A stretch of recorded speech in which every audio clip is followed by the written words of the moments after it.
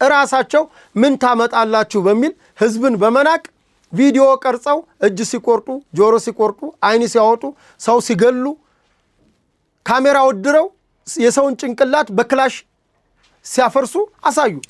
ምክር ቤት ላይ የክልሉ ምክር ቤት ላይ ካቀረበው ጥያቄ ራሱ ብንነሳ የሥነ ሥርዓት ጥያቄ እንኳን አልተነሳበትም። ምክንያቱም የሚፈልገው አካል እዛው ምክር ቤት ነበር ማለት ነው። የዓለም ብርሃን የሚባሉት ናቸው ለእስክንድር፣ ለዘመነ ደግሞ የበረሃኞቹ የቅባቶች ናቸው። ምን ብለውታል? ቴድሮስ አንተን ሁለቱንም ቴድሮስ ይሏቸዋል፣ እስክንድርና ዘመነ። ከመንግስት ቤት ስትወጣ ግን ቤሳቤስትን የለህም። ክሪላንስ ተጽፎልህ በክብር ኢትዮጵያን አገልግሏል ወይም በክብር ክልሉን አገልግሏል ተብለህ ተጽፎልህ አንድ ነገር ሳትይዝ ነው የምትወጣው። ሸዋ ላይ በቅርቡ ታውታላችሁ ከአራት ይከፋፈላሉ። ወሎ ላይ ከሶስት ይከፋፈላሉ። በቅርቡ የምታውት ነው። ጎንደር ያለቀ ጉዳይ ስለሆነ ጎጃም ከስድስት ከምናምን ነው የሚከፋፈለው። ቅጥም የለው። አሁን ጭራሽ ደግሞ አሁን የሰሞኑ ዘመቻ የዚህ የክላሽ የትንሿ ይባላል፣ የዚህ የብሬን ይባላል፣ የዚህ የዲሽቃ ይባላል፣ እዚህ የሞርተር ነው፣ እዚህ የዙ ነው። እንግዲህ አስቡት።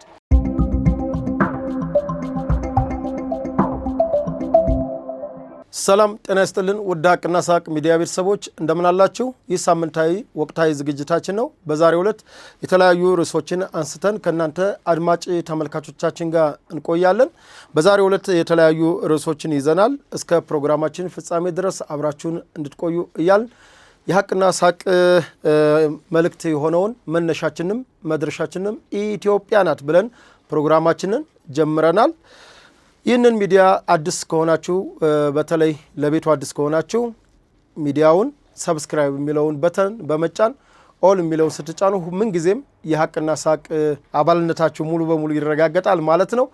ፕሮግራሙ ከተመቻችሁ ላይክ፣ ሼር፣ ሰብስክራይብ እንዲሁም የደወል ምልክቱን በመጫን እንድትጀምሩ እንላለን። ቤተሰብም የሆናችሁ ደግሞ ቤተሰቦቻችን እንኳን ደህና መጣችሁ እያልን የዛሬውን የወቅታዊ ዝግጅታችንን በዚህ መልኩ እንጀምራለን።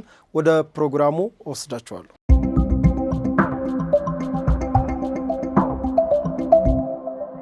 መልካም እንግዲህ የመጀመሪያ ርዕስ ያደረኩት የጽንፈኛው ቡድን ወቅታዊ ቁመና የሚል ርዕስ ነው ያለው። እንግዲህ የጽንፈኛው ቡድን ወቅታዊ ቁመናን ስንመለከት የጽንፈኛው ቡድን እንደሚታወቀው ከሐምሌ 2015 ዓ.ም ጀምሮ የአማራ ብሔራዊ ክልላዊ መንግስትን መዋቅር በማፍረስ እቆጣጠራለሁ በማለት በቀቢጸ ተስፋ ተነስቶ በርካታ ሰብአዊ፣ ኢኮኖሚያዊና እንዲሁም ስነ ልቦናዊ በደሎችን አድርሷል። በተለይ እንደ አማራ ክልል ካየነው የአማራ ክልል ከሁሉም እንግዲህ ከትልቅ እስከ ትንሽ ከአርሶ አደር እስከ ምሁር ከትምህርት ተቋማት እስከ ገበሬ ማህበር ከእናቶች ሆስፒታል፣ ጤና ጣቢያ እንዲሁ በርካታ መሰረተ ልማቶችን እያወደመ ዝም ብሎ የማይጨበጥን ተስፋ ይዞ በላኩት በቡድኑ መጀመሪያ የራሴ ፍላጎት አለ ብሎ የተነሳበት ነገር ነበረ። ከዛ በኋላ ደግሞ ሌሎች አካሎች የቡድኑን ክፍተት አይተው ቡድኑን በተላላኪነት በደንብ እየተጠቀሙበት ይገኛል። እንግዲህ የዛሬ 4 ዓመት እንግዲህ ሊሆነው ነው 3 ዓመት ማለትም ሐምሌ 15 አካባቢ ነው ይሄ ቡድን ሙሉ በሙሉ ወደ ጽንፍ ረግጦ ወደ ችግር የገባው። ከዛ ፊት ከመጋቢት ጀምሮ የተለያዩ እንቅስቃሴዎችን ያደርግ ነበረ። በተለይ ራሱን የምስራቅ አማራ ፋኖ ብሎ የሚጠራው በነምሬ ወዳጆ በነሄኖክ ኪዳኔ የሚመራው ቡድን በተለይ በዚህ በራያ አካባቢ ያደረጋቸው ከልዩ ኃይል መልሶ መደራጀት ጋር ያደረጋቸው እንቅስቃሴዎች ነበሩ። ከዛ በኋላ ወደ ሸዋ አካባቢ ደግሞ እነ ድርሳን ብርሃኔ እንዲሁም እነ በለጠ ሸጋው ሌሎች የዚሁ የጽንፈኛ ቡድን አባሎች ወደ ሸዋ ወዳሉ ወደ መሃል ሜዳ አካባቢ በመሄድ እነ መከታው ማሞን እነ ኢንጂነር ደሳለኝ ሲያስብ ሸዋን እነዚህን አካሎች በማስተባበር እንግዲህ እንደሚታወቀው የአማራ ብልጽግና ጽህፈት ቤት ኃላፊ የሆኑትን አቶ ግርማይ ሽጥላን በመግደል ነው እንግዲህ ትግል ጀመር ነው ያሉት። ዙሮ አቶ ግርማይ ሽጥላን ከገደሉ በኋላ አማራ ክልልን እንቆጣጠራለን የሚል ሐሳብ ነው የነበራቸው። ነገር ግን አመራሩ ከመበተን ይልቅ ከማለት ከመበታተን ይልቅ ጠንክሮ በመቆም እንግዲህ ክልሉን ከዚህ ጽንፈኛ ቡድን መታደግ የቻለበትና በተለይ ደግሞ የበፊቱ የአማራ ብሔራዊ ክልላዊ መንግስት መስተዳደር ዶክተር ይልቃል ያው በክልሉ አስቸኳይ ጊዜ አዋጅ እንዲታወጅ በማድረጋቸው አስቸኳይ ጊዜ አዋጁን በመታወጁ ክልሉ እንደሚታወቀው በኮማንድ ፖስት ስር እንዲሆን ሆኖ ከዛ ያው አማራ ክልልን ከመፍረስ የታደገ ነው። እንግዲህ ይሄ ኮማንድ ፖስት መወሰኑ ማለት ነው። እሱም ምንድነው የዚህ የልዩ ኃይሉ መልሶ መደራጀት ሲባል እንደነ መረጃ ቲቪ እንደ ኢትዮ 360 ሌሎች ሚዲያዎች የጽንፈኛው ሚዲያ ኡጋንዳ እንኳን የተፈጠሩት በኋላ ነው።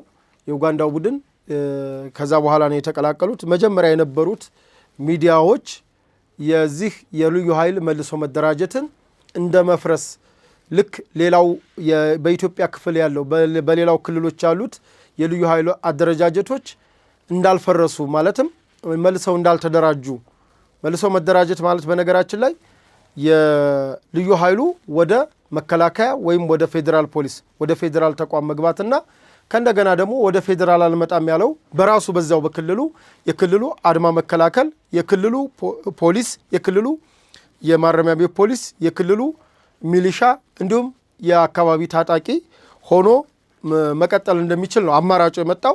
ከዛም በዘለለ ደግሞ ጥሮታው የተለያዩ ጥቅማ ጥቅሞቹ ተከብረውለት በክብር መሰናበት ነው። እንግዲህ አማራጮቹ እነዚህ ናቸው። እንግዲህ በክልሉ መዋቅር ውስጥ በፈለጉት አደረጃጀት ይደራጃሉ ነበር የተባለው እንጂ ማፍረስ እንደሚባለው ማፍረስ አይደለም። ሲጀመር የሚፈርስ ነገር የለም። ወደ መከላከያ ተቋም መግባት ማለት ወደ ፌዴራል ፖሊስ ተቋም መግባት ማለት በክልል ተወስኖ የነበረን የጸጥታ መዋቅር እንደፈለገ በመላ ሀገራችን ተንቀሳቅሶ ሕግና ስርዓትን ማስከበር ማስቻል ማለት ነው። ሌላ ምንም ነገር የለውም። የአማራ ክልል ታጣቂ የነበረ የአማራ ክልል ልዩ ኃይል የነበረ በመላ ኢትዮጵያ ተንቀሳቅሶ ይሰራል ማለት ነው። ይህ ጸጥታ ያስከብራል ማለት ነው።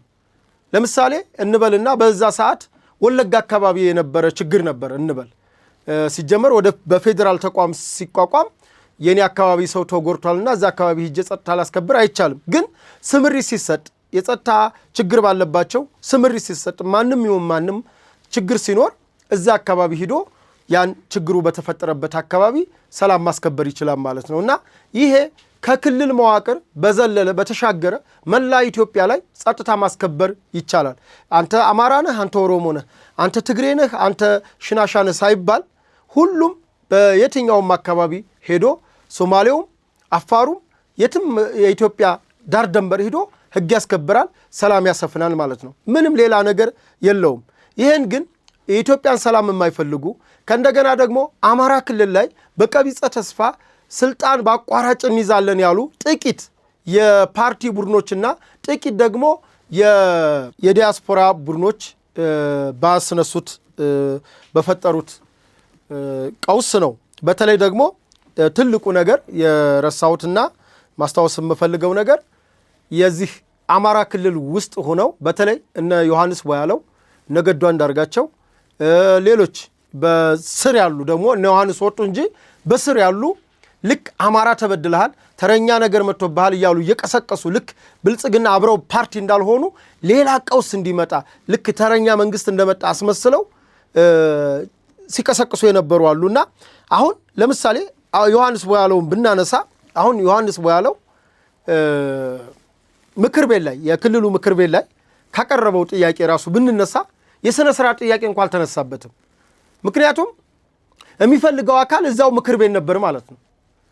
ለምሳሌ የአማራ ልዩ ኃይል መልሶ መደራጀት እንደ መንግስት እንደ ፌዴራል ሲወርድ በሁሉም ክልሎች እንደወረደ እየታወቀ ነገር ግን ለአማራ ክልል የመጣ አስመስሎ ሲያቀርብ ከዛ እንደገና ይሄ ሰውዬ በተለይ የተፈራ ማሞን ዮሐንስ ቦያለው ማለት በነዚህ በፌስቡከሮች የሚመሩ በሶሻል ሚዲያ የሚነዱ የሶሻል ሚዲያ የሚጋልባቸው ሰዎች ናቸው።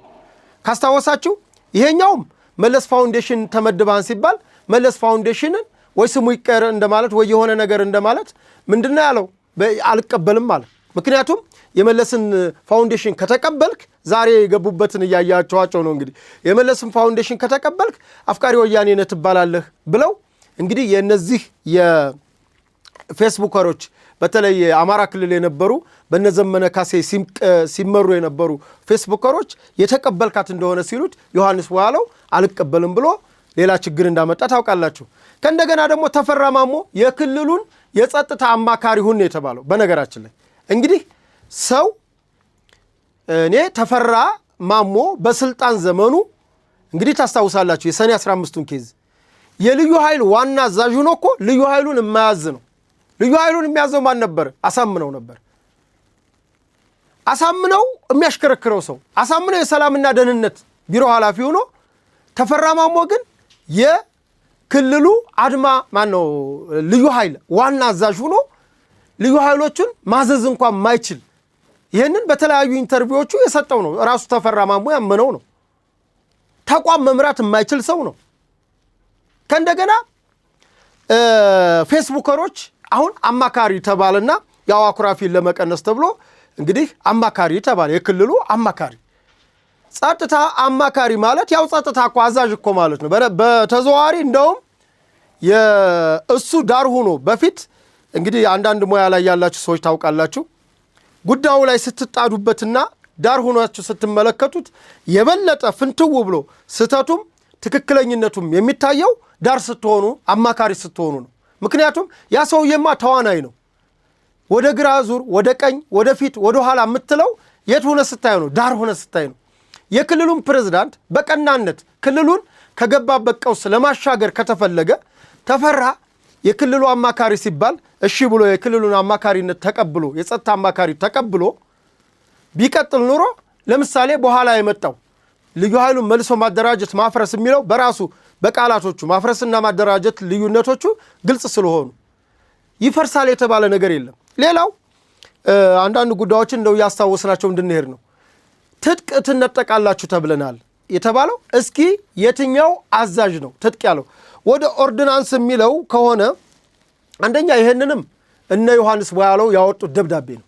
በቃ በግልጽ ይቺ ደብዳቤ የምትለው ወደ ኦርዲናንስ አሁን የትኛውም እኮ ሰራዊት የግል ትጥቅ የለውም። በነገራችን ላይ ሶሪ ነገር አልድገማ የትኛውም በነገራችን ላይ የትኛውም ታጣቂ የትኛውም ጄኔራል ከእስከ ማለት ነው በመንግስት መዋቅር እስካለ ድረስ የግል ትጥቅ የለህም። የመንግስት ነው። ልታዝበት ትችላለህ። ጄኔራል ሆነህ መድፍ ልታዝ ትችላለህ። ጄኔራል መድፍ ልታዝ ትችላለህ።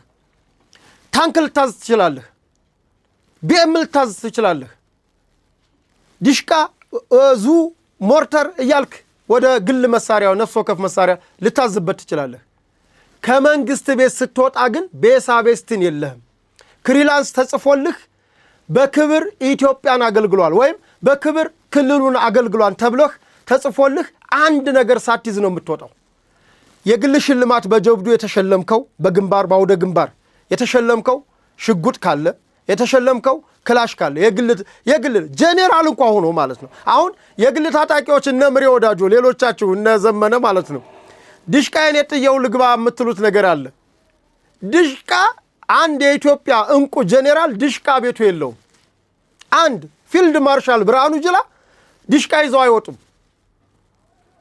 ሽጉጥ ካላቸው ለዛውም መንግስት በክብር የሸለማቸው የግል አሁን ካላቸው ኃላፊነት የግል መጠበቂያ ብሎ ከሰጣቸው ለግላቸው በስማቸው ናብራ ቁጥሩ ተጽፎ በስማቸው ከተሰጣቸው ብቻ ነው ይዘው የሚወጡት። ከዛ ውጭ ግን የመንግስት ትጥቅን ይዞ የሚወጣ የለም። እና ወደ ኦርዲናንስ አንዳንዴ የንቃተ ህሊና የግንዛቤም ችግር ስላለ ነው። ትጥቅ የመንግስት ከሆነ የመንግስት ነው፣ አለቀ። የመንግስት ትጥቅን አስረክበ ነው ወደ ስብሰባም ገባህ ወደ ሌላ ኃላፊነትም ሄድክ። ለምሳሌ ታውቁታላችሁ እኮ ለምን ግራ እንደምታጋቡት ህዝቡን እንጂ ከአንዱ ክፍል እንኳን ክፍለ ጦር ለምሳሌ አንድ ኮር የተለያዩ ክፍለ ጦር አሉ። ለምሳሌ የ23ኛ ክፍለ ጦር አዛዥ የነበረ ሰው ወደ 42ኛ ሲቀየር የ23ኛን ቤሳ ቤስቲኒ አስረክቦ ነው ወደ 42ኛ የሚሄደው እንጂ ዝም ብሎ ከዚህ የያዘውን ትጥቅ የያዘውን መኪና የክፍሉ ነው። መኪናውም ትጥቁም ሌላ ኤቭሪ ነገር ተውትና የጽፈት መሳሪያ የግል ማስታወሻውን ብቻ ነው አንድ ጄኔራል፣ አንድ ኮሎኔል፣ አንድ ሻለቃ ወይም የመቶ መሪ ይዞ የሚወጣው የግል ዳያሪውን ማስታወሻውን የውጊያ ሲስተሞቹን የመራባቸውን ነገሮችን ግለ ታሪኩን ይዞ የሚወጣው። ከዛ ውጭ ግን ተመራርቆ ክሪላንስ አጽፎ እዳ ካለበት ሁሉ አይለቀቅም። እዳ ካለበት በክፍሉ ውስጥ እዳ ካለበት ወደ ሌላ ክፍል አይዛወርም። ቢዛወር እንኳን እዳ እንዳለበት ተነግሮ ለክፍሉ ወይ በደሞዝ የሚከፍል ከሆነ በደሞዝ ሊከፍል አለበለዛ በሌላ መልኩ የሚከፍል ከሆነ እንደዛ ሆኖ ነው እንጂ እውቅና ሳይፈጠርለት ምንም ነገር አይደረግም። አንዳንዴ በተለይ ወታደር ቤት የነበራችሁ ሰዎች ለምንድነው ክልሉ በዚህ ልክ ሲቀውስ በዚህ ልክ ሲታመስ ወጣችሁ አይ ምንድነው የምትሉት ምንድነው የምታወሩት ይሄ እኮ ማለት ይሄ ነው ብላችሁ ልታስረዱ ይገባ ነበር። ግን እነ ዮሐንስን በሉት እነ ተፈራ ማሞ በፌስቡክ የሚመሩ ናቸው። ሌላው የሌላ ፓርቲ አመራር የነበረው እነ ክርስቲያንም ከኢዜማ እነ ዶክተር ጫኔ እነዚህ ምን ይሄው ጽንፈኛ ቡድን ይሄው የነመረጃ ቲቪ ሌሎች የጽንፈኛ ቡድን አባሎች ናቸው እንግዲህ እንትን ሲሏቸው የነበረው ሲያሽከረክሯቸው የነበረውና ይሄ ከሆነ በኋላ አሁን የአማራ ክልል ታጣቂዎች መነሻቸውን ምንድነው ብያለው። አንደኛ የክልሉ ልዩ ኃይል ፈረሰ ነው። የፈረሰ ነገር የለም አልፈረሰም፣ ግንዛቤ መፍጠር ነው። የፈረሰ የለም ብሎ በለቱ ግልጽ መልእክትና ምላሽ መስጠት። ሌላ ይቅርና ያቺ የወጣችን ደብዳቤ እንኳን ወደ ኦርዲናንስ የምትለው የግንዛቤ ችግር ክፍተት ስለተፈጠረ ደብዳቤ በደብዳቤ ስለሚሻር ይሄ ደብዳቤ በዚህ ቁጥር በዚህ ቀን የወጣው ደብዳቤ ትክክል ስላልሆነ አሁን በዚህ መልኩ የተሰራጨው ነገር አንደኛ ህጋዊ እርምጃ ተወስዶ ከሆነ ባወጣው አካል ላይ ህጋዊ እርምጃ ወስደናል፣ ካልሆነም ደግሞ ለወደፊቱ እንደው ማስተማሪያ ነው። ካልሆነ ደግሞ አይ ይሄ ወጥቶ ነበረ ነገር ግን ስናየው ወቅቱን የጠበቀና አሁን ክልሉ ካለበት ወቅታዊ ቁመና አንፃር ይሄ የደብዳቤ መልእክት ተገቢ ሆኖ ስላላገኘ ነው ደብዳቤው በደብዳቤ ስለተሻረ ሁላችሁም በክፍላችሁ ተረጋግታችሁ ተቀመጡ፣ ተልኳችሁን ፈጽሙ ተብሎ ደብዳቤ መጻፍ ነበረበት። የሱ ችግር ነው ለዚህ ሁሉ የዳረገን። እንግዲህ መለስ ተብሎ ክልሉ ራሱን ኦዲት ቢያደርግና ቢያይ አሁንም ሌላ ችግር እንዳይፈጠር። ምክንያቱም አሁንም የጽንፈኛው ወቅታዊ ቁመና ስለሆነ የምናወራው የጽንፈኛው ቡድን አሁን ያን ካርዶቹን እየጨረሰ ወደ ምን ደረጃ እንደመጣ የምናየው ነገር ይሆናል። ዋናው ነገር የዚህ ጽንፈኛ ቡድን ትልቁ መነሻ ምንድነው ብለናል።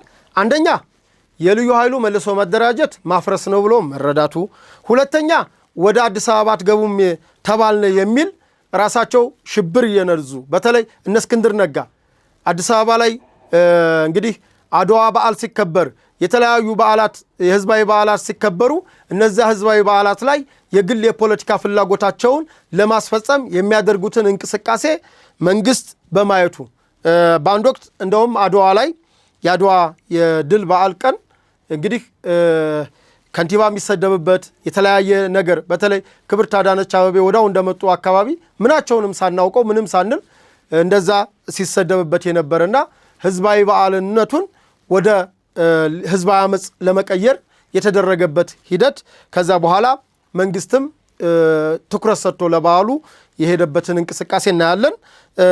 ይህን ደግሞ ያልበሰሉ ፖለቲከኞች ያመጡት ጦስ ነው። ወደ አዲስ አበባ ገቡም ወደ አዲስ አበባ ተባልን የሚባለው ነገር ራሳችሁ አዲስ አበባ ውስጥ ሽብር እንደምትፈጥሩ የተለያዩ ነገሮችን ፈንጅ እንደምታፈነዱ ብዙ ነገሮችን እያወራችሁ ራሳችሁ በመታወሩት ጣጣ በሚደረጉ ፍተሻዎች የተለያዩ ነገሮች ነው ሰው ሲስተጓጎል የነበረ። ያ ማለት ግን የመንግስት ኃይል በመንግስት በኩል ጉለት የለም ማለት አይደለም። በዛ ውስጥ ለሕክምና ለተለያየ ነገር የሚመጡ ሰዎች አልተስተጓጎሉም አይደለም፣ የተስተጓጎሉ ነበር። በለቱም አስተጋብተናል። በኋላም ጉዳዩ እየተጣራ ቢያንስ ለሕክምና የሚመጡና ሌሎች ጉዳዮች እየተለዩ ጥብቅ ፍተሻ እየተደረገ የሚያልፍበት ሁኔታ ተፈጥሯል። አሁን ግን ሁሉም ነገር ክፍት ሆኖ ቀጥሏል። እንደውም የበለጠ ወደ ትጥቅ ትግል ሲገቡ ክፍት ነው የሆነው አዲስ አበባ። እንደው መነሻውን ስለሆነ የምናወራው ስለመነሻውን ቀጥል። አዲስ አበባ ገቡ ተባልነ። ሌላው በአዲስ አበባ ዙሪያ ያለው የሸገር ሲቲ አለ። ሸገር ሲቲ እንደሚታወቀው ስማርት ሲቲ የሚገነባበት ቀጠና ነው። በኦሮሚያ ብሔራዊ ክልላዊ መንግስት ውስጥ ያለ የሸገር ሲቲ ዙሪያው አዲስ አበባ ያለ አካባቢ ነው። ይሄ ደግሞ አካባቢ አብዛኛው እንደው አዲስ አበባ ስለሆነ ነው እንጂ ከአዲስ አበባ ውጭ እኮ ባሉ ከተሞችም ዙሪያውን ያሉ የገበሬው ቦታ በህገ ወጥ መልኩ ቦታ እየተገዛ የተለያዩ ፕሮሰሶች አሉ የምታውቁት እናንተ ፕሮሰሶች ተደርገው መሬት እየተገዙ የጨረቃ ቤት እየተሰራ የካርታም ያለው አሁን ብዙ ሰው የሚሸወደው ውሃ ገብቶ ያ ውሃ የተለያየ ነገር የሚገባው እንግዲህ ውሃ ልማት የራሱ አዋጭ ጥናት ስላለው አጥንቶ ያስገባል። መብራት ኃይልም የራሱ እንትን ስላለው ነዋሪዎች ለስንት ሺህ ነዋሪዎች ትራንስፈር መትከልና መብራት ማስገባት እንዳለበት ስለሚያቅ ያን ያደርጋል። ሌላው መታወቅ ያለበት ደግሞ በመንግስት ውስጥ ያሉ ሌቦች አሉ። ካርታ ፕላን የተለያየ ነገሮች በመስጠት ወይም ይህንን ቦታ ህግ ያደርግልሃለሁ በማለት ሙስና በመፈለግ መሬት በመሸጥ የሚተዳደሩ ዙሪያው አዲስ አበባ ያሉ በተለይ በሸገር ሲቲ ውስጥ ያሉ የመሬት ደላሎች የግለሰቦች ጭምር የመንግስት ሰዎች እንዳሉበት የሚታወቅ ነው። ይሄን ደግሞ ያወቀ ነው ገዢውም ያወቀ ነው የሚገዛው። ያው ኪሳራው ሲመጣ እንግዲህ የሚያናደው ምንድነው ለበርካታ ጊዜ የቆዩ ሰዎች ተንገላተው የወጡበት ነገር አለ። እሱም ቢሆን በዚህ ሆይታና በአመጽ የሚመለስ ነገር የለም። እስኪ ምንስ ተመለሰ? አሁን ሰው ማሰብ ያለበት ህጋዊ አድርጎ ጥያቄውን መጠየቅና መታገልና ያለበት ወይስ አመጽ ውስጥ መሰብሰብ እና ያለበት እና አንዱ ይሄ ነው። ሌላው እንግዲህ ትጥቅ ትነጠቃላችሁ የተባለው መጀመሪያ ስለ ህጋዊ ትጥቅ ተናግሬያለሁ። እንኳን አይደለም በኢመደበኛ ያለ ትጥቅ ይቅርና በመደበኛ ያለ ትጥቅ በምን መልኩ እንደሚሰጥና በምን መልኩ ደግሞ ወደ መንግስት ኦርዲናንስ እንደሚገባ አስቀምጫለሁ። አሁን የግል ትጥቅ ደግሞ እኔም ራሴ የነበርኩበት የፋኖ መዋቅር ስላለ በዛ በፋኖ መዋቅር የተሰጠን መመሪያ አብረን እነ ጄኔራል ሐሰን ከረሙ እነ አርበኛ ደምሌ አራጋው እንዲሁም ደግሞ እነ ምሬ ወዳጆ እና አበበ ፈንታው ባሉበት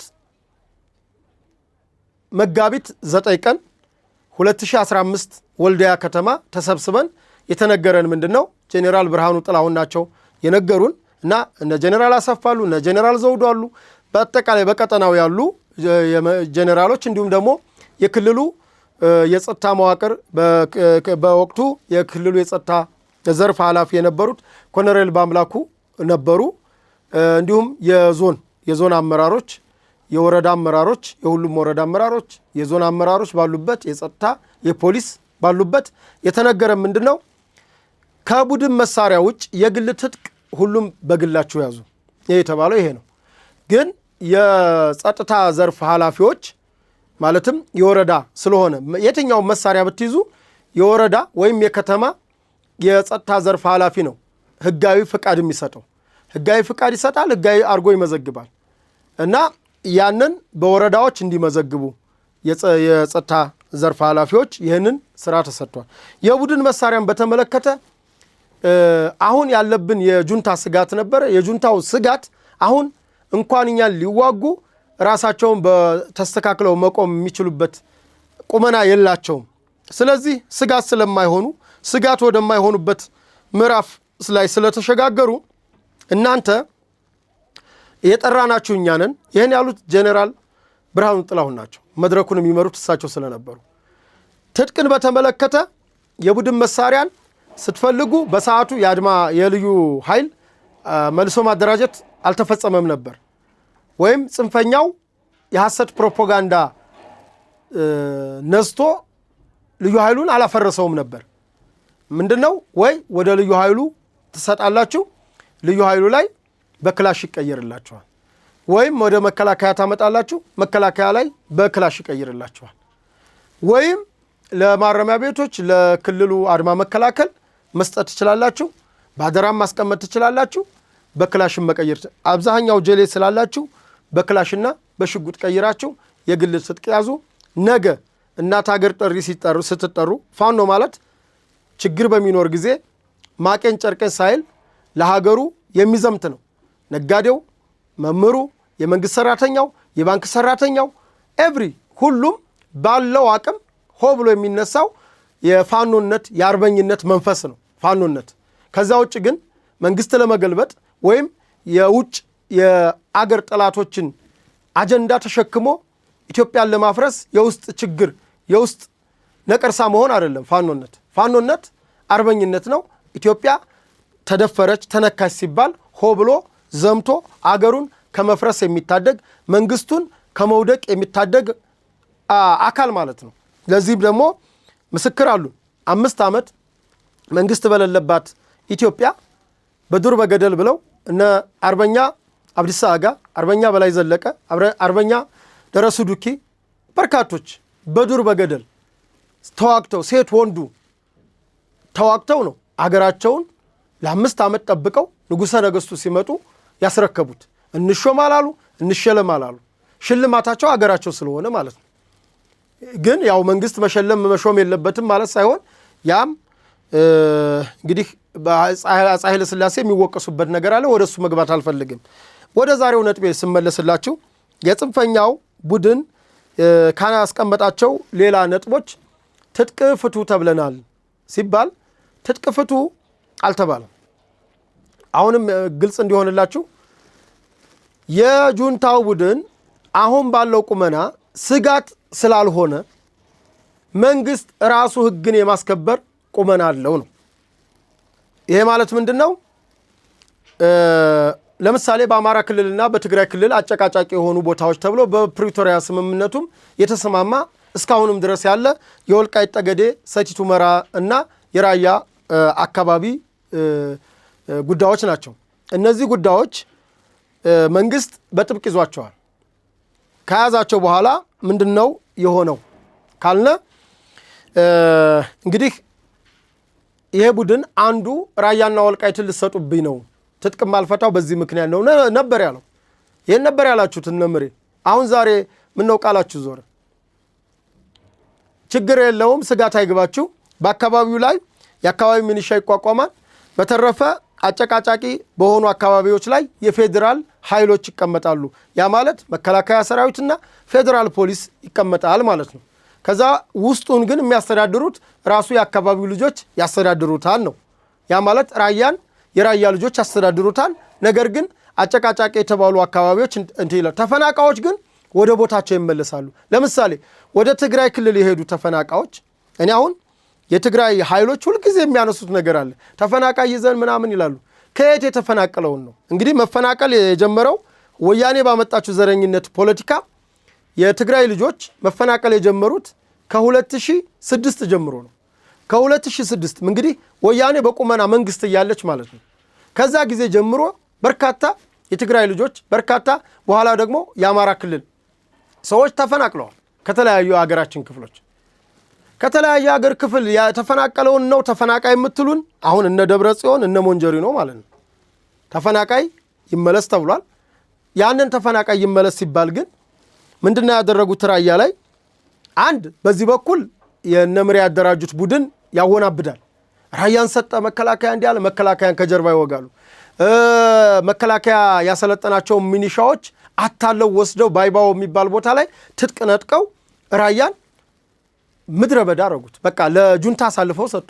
ከዛ እነዛ ደግሞ አጠኑና ሁኔታውን መከላከያው ጋር ጽንፈኛው ቡድን እንደማይግባባ ሲያውቁ ምን አደረጉ? በተፈናቃይ ስም ታጣቂዎቻቸውንም አስገቡ።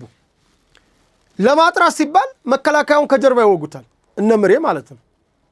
እንግዲህ የሆነው የሰሜን ምስራቅ እዝን ማለት ነው። ከዛ ሲመቱ በኋላ መከላከያው ወደ ኋላ ብሎ የት መጣ? ቆቦ ላይ መጣ። ቆቦ ላይ መጣ። ራያ ሙሉ በሙሉ በማን እጅ ሆነ? በጁንታ እጅ ሆነ ማለት ነው። አሁን ግልጽ የሆነ ነገር ነው የምናወራው። እዚህ ጋር ምንም የሚደባበቅ ምንም የሚባል ነገር የለም። ከዛስ አሁን መነሻ የጽንፈኛው ቡድን መነሻው ራያና ወልቃይትን መንግስት ብልጽግና ለወያኔ ሊሰጥብኝ ነው ፕሪቶሪያ ተስማምቷል ነው አይደለ ሲል የነበረው ጽንፈኛው ቡድን ወይም አብዛኛው እንግዲህ ጽንፈኛው ቡድን ሲቀሰቅሰው የነበረው ፕሮፓጋንዳ ሲገለጥ ምንድነው የፕሮፓጋንዳቸው ዋና ጭብጥ ራያና ወልቃይትን ለህዋት ለወያኔ መንግስት ሊሰጥብን ነው አንዱ የምንዋጋው ለዚህ ነው ትጥቅ ማንፈታው ለዚህ ነው አንዱ ሁለተኛው እንትናቸው ምንድነው ትጥቅ ፍቱ ተብለናል ትጥቅ ፋኖ ማለትም በግል የታጠቀ የግል ትጥቅን አውርድ አልተባለም የቡድን መሳሪያ ግን ማንም ግለሰብ አይደለም ጄኔራል የቡድን መሳሪያ ይዞ ወደ ቤቱ መሄድ አይችልም ይሄ መታወቅ አለበት ለዛም ደግሞ ምን ተባለ የቡድን መሳሪያው እንደ ስሙ የቡድን ስለሆነ ይሄንን የቡድን መሳሪያ ለምታምኑት ተቋም አደራ ስጡ ካልሆነ ደግሞ መከላከያ በክላሽ ይቀይርላችሁ ካልሆነም ልዩ ኃይሉ በክላሽ ይቀይርላችሁ አድማ መከላከሉ በክላሽ ይቀይርላችሁ ማረሚያ ቤት ፖሊስ በክላሽ ይቀይርላችሁ ካልሆነም አባደራ ስጡ ለምሳሌ ወልዲያ ማረሚያ ቤት አንድ ብሬን ባደራ ሰጥቶ ነበር ለፋኑ በሰዓቱ እስር ቤቱ ሲሰበር ምንም ማድረግ ስለማይቻል ባደራ ሰጥቶ ነበር ያን ባደራ የሰጠውን መሳሪያ መልሶ ፋኖ አልመለሰም ይዟል ግን ያም ይሁን ችግር የለውም ባደራ ከሰጣችሁ እንቀበላለን አሉ ግን አልሆነም የሆነው እንደያችሁት የብልጽግናን መንግስት አፍርሰን የራሳችንን መንግስትን መሰረታለን ያሉ በመንግስት ውስጥ ያሉ በዲያስፖራ ያሉ ከመንግስት መዋቅር ውጭ ያሉ በሌላ ፓርቲዎች ያሉ እንዲሁ ጋዜጠኛ ነን አክቲቪስት ነን ይያሉ ምሁር ነን ይያሉ ሲቀሰቅሱ የነበሩ ሰዎች ክልሉን ለዚህ ውጥንቅጥ ዳርገውታል ለዚህ ችግር አስገብተውታል ከዛ በኋላ እንግዲህ ሐምሌ ጀምሮ እስካሁን ስትቆጥሩ 3 አመት ነው አሁን ወደ 4ኛ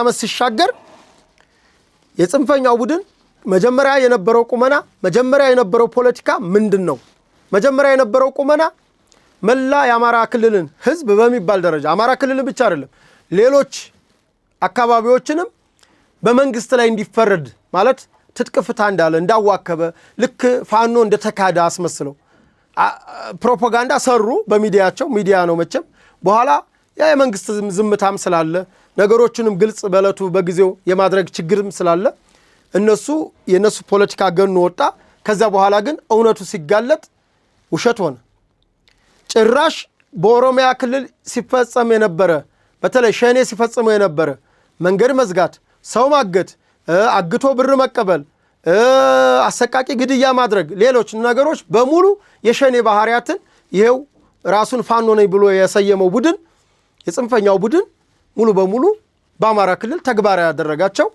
የማይደረጉ ኢሰባዊ ድርጊቶች ለጆሮ የሚሰቀጥጡ ኢሰባዊ ድርጊቶችን ሲፈጽም ታየ ደግሞ ያንንም እኮ የመንግስት ኃይል ወይ ብልጽግና የሚሉት እኮ ሂዱ አይደለም ቀርጾ አይደለም እራሳቸው ምን ታመጣላችሁ በሚል ህዝብን በመናቅ ቪዲዮ ቀርጸው እጅ ሲቆርጡ ጆሮ ሲቆርጡ አይን ሲያወጡ ሰው ሲገሉ ካሜራ ወድረው የሰውን ጭንቅላት በክላሽ ሲያፈርሱ አሳዩ ይሄ የህዝብ ንቀት ነው ለህዝብ ያላቸው አመለካከት ንቀት ነው ከዛ በኋላ ምን አመጡ ይቺ ሽምብራ ካደረች አትቆረጠምም ነው ከሄዱና በዚህ ያልተአረሙ በዚህ ያልተገለመጡ ልጆች ከመስከረም በኋላ ትምርት የለም አሉ መስከረም ላይ ትምርት የለም ትምርት እኛ መንግስት ስንሆን ነው ትምርት የሚታወጀው አሉ ከዛ አማራ ክልል ላይ ለ3 ተከታታይ ዓመት ትምርትን በተለይ እነሱ ባሉበት አካባቢ ትምርት እንዳይደረግ አረጉ ትምርት የተከናወነው አማራ ክልል መከላከያው ባለበት ወይም የመንግስት መዋቅር የመንግስት የጸጥታ አካል ባለበት የክልሉ የጸጥታ መዋቅር ባለበት አድማ መከላከሉ ባለበት ነው የተደረገው ትምርትም ከተባለ ጤናም በተመሳሳይ እነሱ ባሉበት ጤና ተቋማት ወላዶች የሚንቀሳቀሱበትን አምቡላንስ ለጦር መሳሪያ መንቀሳቀሻ አደረጉት እንዲያም ሲል ደግሞ መከላከያ ሲደርስና ወይም የክልሉ የጸጥታ መዋቅር ሲደርስባቸው አቃጥለው ይሄዳሉ አምቡላንስ ይቃጠላሉ ሌሎች ተሽከርካሪዎች የህዝብና የመንግስት ንብረት አይደሉም ወይ ነገኒ ሰዎች መንግስት ቢሆኑ ምንድነው እሺ የሚሆነው እና ሌላው ይሄው የጽንፈኛ ቡድን ወደ ከተማ ገባሁና ወደ እንግዲህ ሊያስተዳድሩ እንዳልሆነ ይታወቃል። አንደኛ በምን ዕውቀት፣ ሁለተኛ በየትኛው መረጋጋትና በየትኛው ስክነት ነው ህዝብን የሚተዳደረው ህዝብን ማስተዳደር የሚቻለው? ይህንን ለክልሉ ህዝብ ተወዋለሁ።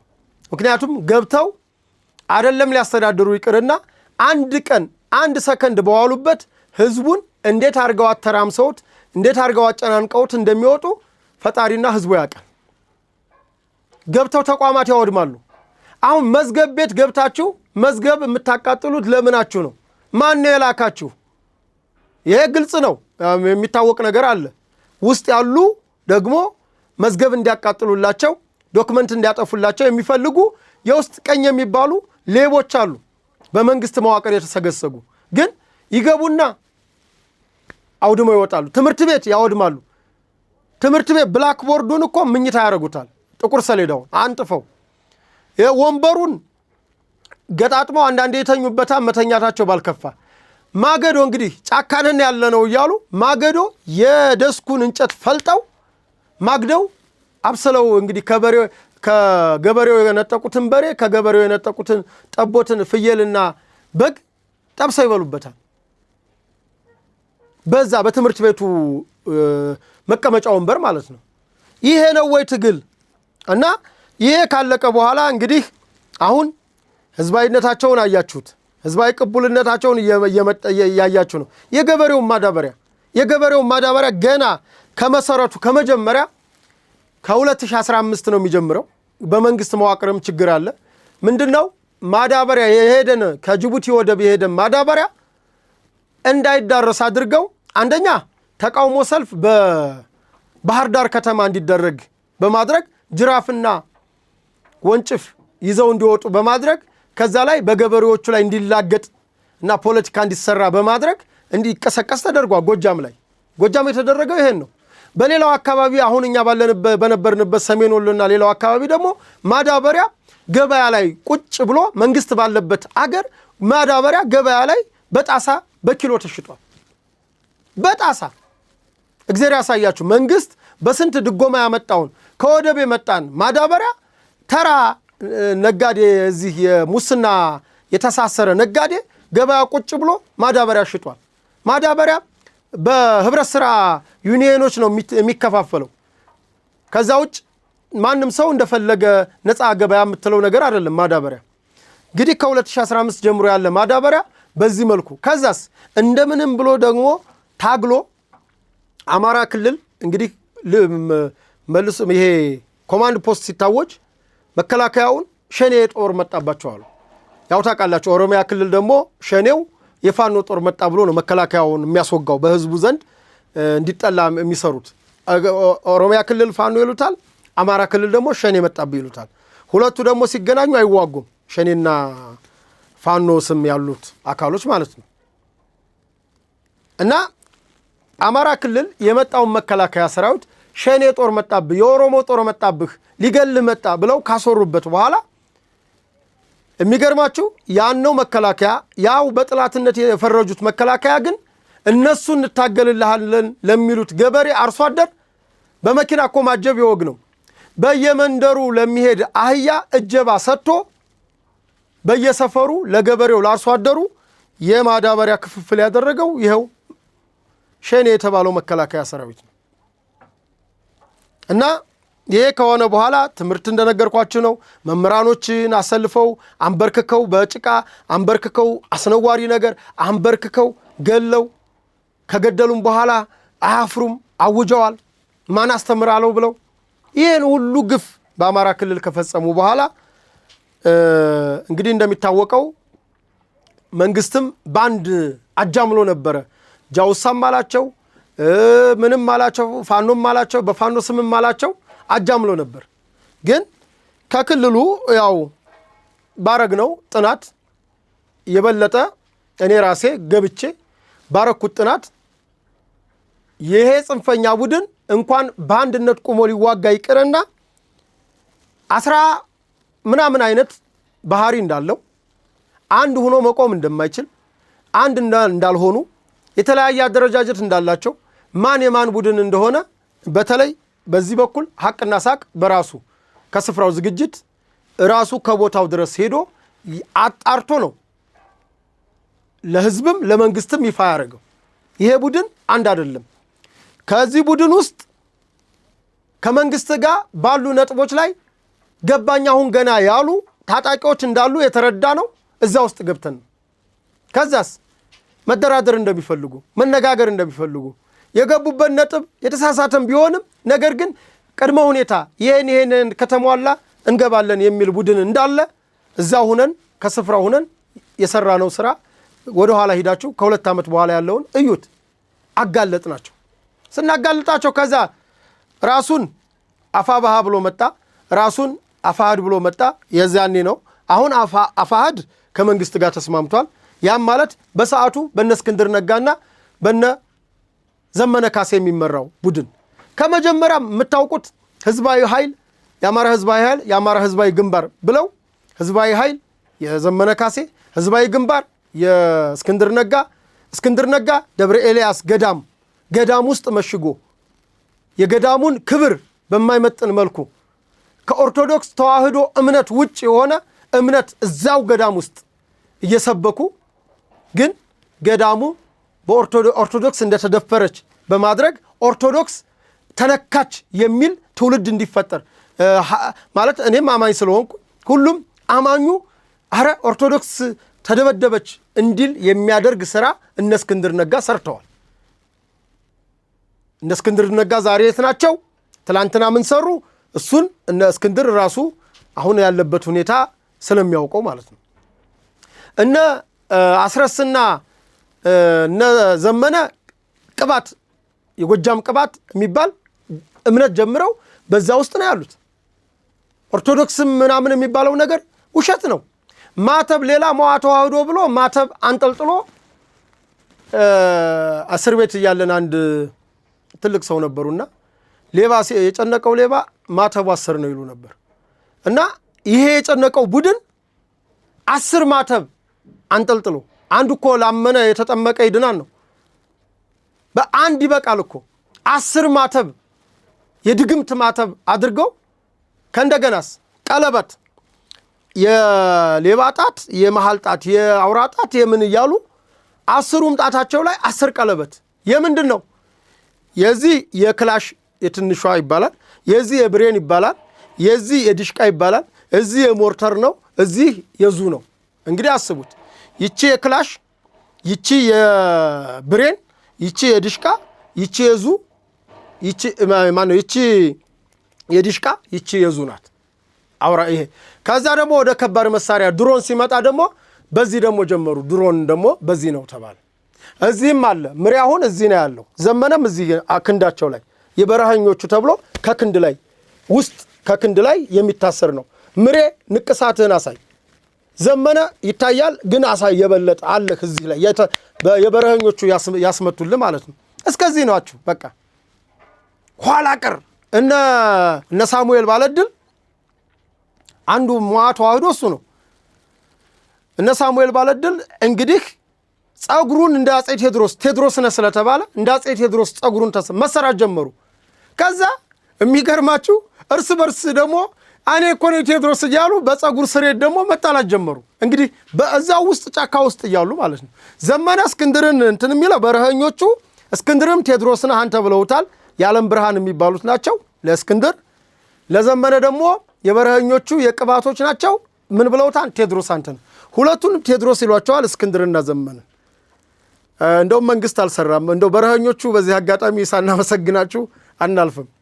አንተነ ቴዎድሮስ ይሄ የጥይት ማስመቻ ይሄ የጥይት ማብረጃ እየተባለ የደሃ ልጅ እያለቀ ነው። ወደ ዋና ነጥቤ ስመለስ ይሄ እዛ ውስጥ ያለ ውጥንቅጣቸው ነው።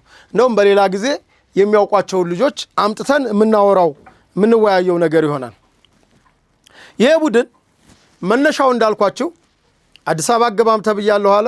አድገቡም ተባልነ። ይሄ ብሔርተኝነት መቀስቀስ ያው እምነትን መቀስቀስ በጣም ሲምፕል ስለሆነ ለምን ምንድነው ብሎ ትንሽ ማገናዘብ ነገር ስለሌለ ማለት ነው። እሱን እንግዲህ አዲስ አበባ እንዳገቡ ተብለናን የሚል ፕሮፓጋንዳ አዲስ አበባ ዙሪያ ቤት ፈረሰ፣ የአማራ ብቻ ቤት እንደፈረሰ አድርገው እንግዲህ የስልጤውም የጋሞውም የጉራጌውም የኦሮሞ የራሱም በተለይ ከተለያዩ አካባቢዎች የመጡ ከወለጋ አካባቢ ከተለያዩ የሀገራችን በጸጥታ ችግርን በምንም የመጡ አዲስ አበባ ዙሪያ ያሉ ኦሮምኛ ተናጋሪ የኦሮሞ ተወላጆች አሉ። እነሱም ጭምር ነው የፈረሰባቸው ቤታቸው። ሁሉም እንግዲህ ኢትዮጵያ ለምን ብሔር ብሔረሰቦች ፈርሶበታል እንዳልኳቸው ነው። አገዛዙ ከገበሬም ከምንም ስለሆነ የአዲስ አበባ ዙሪያ ቤት ፈረሰ አንዱ አጀንዳ ነው። ትጥቅ ፍቱ አንዱ አጀንዳ ነው። ልዩ ኃይል ፈረሰ አንዱ አጀንዳ ነው። ሁሉም ግን አጀንዳዎች ስተዋቸው ለምሳሌ ከወለጋም ተፈናቀለ አንዱ አጀንዳ ነው። ይህንን አጀንዳ እንዲህ ስታዩት አሁን ላይ ሆናችሁ ስታስቡት አሁን ላይ ማገናዘብ ይቻላል። የዛኔም ቢሆን ለምን እንዴት ብሎ ቢጠየቅ አንዳቸውም ምላሽ የሚሰጡበት ነገር የለም። የወልቃይትና የራያ ጉዳይ ነው። ሌላው የወልቃይትና የራያ ጉዳይ እንግዲህ ከለውጡ መንግስት በፊት የአጠቃላይ ለውጡንም ለማምጣት አንዱ ማታገያ በተለይ ሐምሌ 5 ሲታወስ ከዛም በኋላ ነሐሴ 1 የኮብሉ ሐምሌ 5 ጎንደር፣ ነሐሴ 1 ባህር ዳር፣ ጥቅምት 24 እና ጥር 12 ደግሞ ወልዲያ መርሳ፣ ውርጌሳ እንዲሁም ደግሞ ሐራ እና ራያ ቆቦ ሮቢት አካባቢ ጎብዬን ጨምሮ ህዝባዊ አመጾች ነበሩ። ወያኔን የመጨረሻ ትልቁ ማታገያ የራያና የወልቃይት ጉዳይ ነው ብለናል አይደል? አሁን ከሰሞኑ እንግዲህ እንደምታስታውሱት አንደኛ ትግሉን እንመራዋለን ያሉት ይሄኛው አሁን አፋሕድም ከአማራ ብሔራዊ ክልላዊ መንግስት ጋር በ8 ነጥቦች ተስማምቶ በሰላም ገብቶ ታጣቂዎችንም አስገብቷል። የቀሩትም ደግሞ የሰላም ስምምነቱን እያጸና ሲሄድ የሚያስገባ እንደሆነ ማውቀው ራሴም ስለማቅ ማለት ነው እንዳለ ሆኖ ተስማምቷል። የቀረው ራሱን አፋብን ብሎ የሰየመው ቡድን ከዛ በፊት አፋ ብሃ ብሎ 13 ያለ ሀገር 13 ሊቀመንበር ያለው ለሊቀመንበርነት እንኳን የማይተማመኑ ቡድኖች ናቸው። ከዛ ሰው ሳቀብን ብለው አፋብንን ከመሰረቱ በኋላ አፋብንን መስርተው ከመጡ በኋላ አንድ አልሆኑም። አንደኛ በስልጣን አሰያየም በስልጣን አካሄድ አንድ አልሆናሉ። በመቀጠል ደግሞ በወያኔ ላይና በሻቢያ ላይ እንዲሁም በኢትዮጵያ ነው በራሳቸው ለይቅርታ ለካም ኢትዮጵያ መንፈስ የላቸውም። መነሻችን አማራ መድረሻችንም አማራ ብለው መታገያችንም የአማራ ብሔርተኝነት ነው ብለው ብሔርተኝነት አማራ ብሔርተኝነት እንዴት ብሎ መታገያም እንደሚሆንም አላቅም። እንግዲህ እነሱ ይወቁት። ግን በኢትዮጵያ ውስጥ የትም አካባቢ ያለው እኔ እስከማውቀው ድረስ የአማራ ማህበረሰብ ተወላጅ ነው።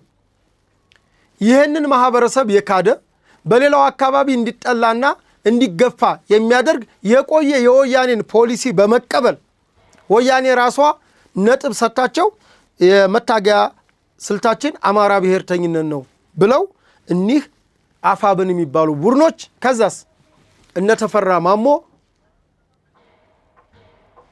ሰሜንኛ የሚል አጀንዳ ይዘው መጡ። እነ ዘመነ ካሴ ሰሜንኛ የሚል አጀንዳ ይዘው መጡ። በዚህ የሰሜንኞች አጀንዳ ውስጥ ምን መካተት አለበት ብለው ወሰኑ። እንግዲህ መታገያችን ራያ በረሳሽ ቀኝ ትርሳኝ፣ ወልቃይት በረሳሽ ቀኝ ትርሳኝ አልነበረ። በዚህ መታገያ እንትን ውስጥ ምን አንሱ ተባሉ። ራያና ወልቃይትን እስኪ ትንፍሽ ትሏት ተባሉ። አሁን ውድ አድማጭ ተመልካቾቻችን እነዘመነንም እነተፈራንም የምትጠይቁልኝ በራያና በወልቃይት ጉዳይ ላይ ያላችሁ አቋም ምንድነው ብላችሁ ጠይቋቸው። ሲቀጥል ከሰሞኑ የህወሓት ሁለተኛ ሰው የሆነው አቶ አማኑኤል ምንድነው ያለው? እኛ እኮ አለ የራያን ስለያዙት ማለት ነው የወልቃይትን ጉዳይ የምዕራብ ትግራይን ጉዳይ አለ። እነሱ ምዕራብ ትግራይ ነው የሚሉት። የምዕራብ ትግራይን ጉዳይ እምቢ ያለን ብልጽግና ነው እንጂ የአማራ ኃይሎች ጋር ተስማምተናል አላችሁ። አሁን ዘመነንም የቡድኑ መሪ ተፈራን ወታደራዊ አዛዥ ይሁን አማካሪ እስኪ ይችን መልሱ። አማኑኤል እያላችሁ ያለው ራያና ወልቃይትን አጀንዳ ላለማድረግ ወስናችኋል ነው። ይህንን በይፋን የተናገረው። ከዛም በፊት ራሱ የህወሓት ሰዎች እየወጡ ከጽንፈኛው ከዚህ እነሱ ጽንፈኛ ይሉም ከፋኖ ጋር ተስማምተናል፣ ስምምነት ላይ ደርሰናል፣ ጥላታችን 4 ኪሎ ቤተ መንግስት ያለው ብልጽግና የአብይ መንግስት ነው፣ በዚህ ተስማምተናል፣ እሱን ማስወገድ ነው፣ እዚህ የምዕራብ ትግራይም የራያም ጉዳይ ያለቀለቅ ጉዳይ ነው እያሏችሁ ነው። ለዚህም ግን ምላሽ የላችሁም። ለዚህ ነው አማራም አይደላችሁ የአማራንም ትግል የሚባለውን ሽጣችኋል። ምክንያቱም እናንተ አማራ ብሔርተኛ ነን፣ መነሻችንም አማራ መዳረሻችንም አማራ ብላችሁ የለ። አሁን እስኪ አማራ ከሆናችሁ የአማራ ብሔርተኝነት አቀንቃኝ ከሆናችሁ ታዲያ ራያና ወልቃይትንም ከሰጣችሁማ ሌላ የት ሄዳችሁ ልታመጡ ነው? እንግዲህ አማራ ክልልም የሰጠቻችሁ ወያኔ ናት። እንግዲህ የወያኔን ፖለቲካ ትቃወማላችሁ፣ እንደገና መልሳችሁ ለወያኔ እውቅና ትሰጣላችሁ። እንግዲህ አማራ ክልል የሚባለው ከ87 ወዲህ የተወለዳችሁ ካልሆናችሁ በስተቀረ ክልል የሚባል በኢትዮጵያ ውስጥ የለም ነበር። ክፍለ ሀገር ነበር የነበረው። ከክፍለ ሀገሮቹም 4ቱ ክፍለ ሀገር በጌ ምድር ክፍለ ሀገር ራያና ማን ነው ሰቲት ሁመራን፣ ወልቃይት ጠገዴን፣ ጸለምትን ያጠቃለለ ማለት ነው። በጌ ምድር ይባላል። ዋና ከተማው ጎንደር ናት። ጎጃም ክፍለ ሀገር ይባላል። ዋና ከተማው በሰዓቱ ማርቆስ ናት። ከዛ ሸዋ ነው። ሸዋም ዋና ከተማው አዲስ አበባ ነው። ከዛ ቀጥሎ ወሎ ነው። ወሎ ዋና ከተማው ደሴ ናት። ከዛ በፊት ከ87 በፊት ከ87 ወዲህ ለተወለዳችሁት ነው የምነግረው። ምክንያቱም ታሪክ እንዳታውቁ ልክ አማራ ክልል ጥንት የነበረ አድርጋችሁ የምታስቡ ሰዎች ስላላችሁ ነው። አማራ ግን የለም ማለት አይደለም። አማራ በመላ ኢትዮጵያ ውስጥ አለ። ኦሮሞ በመላ ኢትዮጵያ ውስጥ አለ። ትግሬ በመላ ኢትዮጵያ ውስጥ አለ። ስልጤው፣ ሶማሌው፣ አፋሩ፣ ጉምዙ፣ ሌላውም ኤቭሪ የትም ሂዶ የሚሰራባት አገር ነበረች። ወያኔ መጥቶ ነው ክልል ብሎ ከልሎ አንዱ ክልል ወደ አንዱ ክልል ሲሄድ ሰው እንዲጨራረስ ያደረጉት። መጀመሪያ እንደነገርኳችሁ ከ2006 ጀምሮ ግን ራሳቸውን ወያኔዎቹ ባመጡት ደግሞ የትግራይ ተወላጆች ናቸው የብሔርተኝነት ፖለቲካ ሰለባ የሆኑት። ይሄ የሚካር ነገር አይደለም። ሐቁ ይሄ ነው። ሐቁን ወቁና ታገሉ። አሁን ያሉበት ቁመና ሸዋ ላይ አሁን በቅርቡ ከአራት ይከፋፈላሉ። ሸዋ ላይ በቅርቡ ታውታላችሁ ከአራት ይከፋፈላሉ። ወሎ ላይ ከ3 ይከፋፈላሉ። በቅርቡ የምታውት ነው። ጎንደር ያለቀ ጉዳይ ስለሆነ ጎጃም ከ6 ከምናምን ነው የሚከፋፈለው።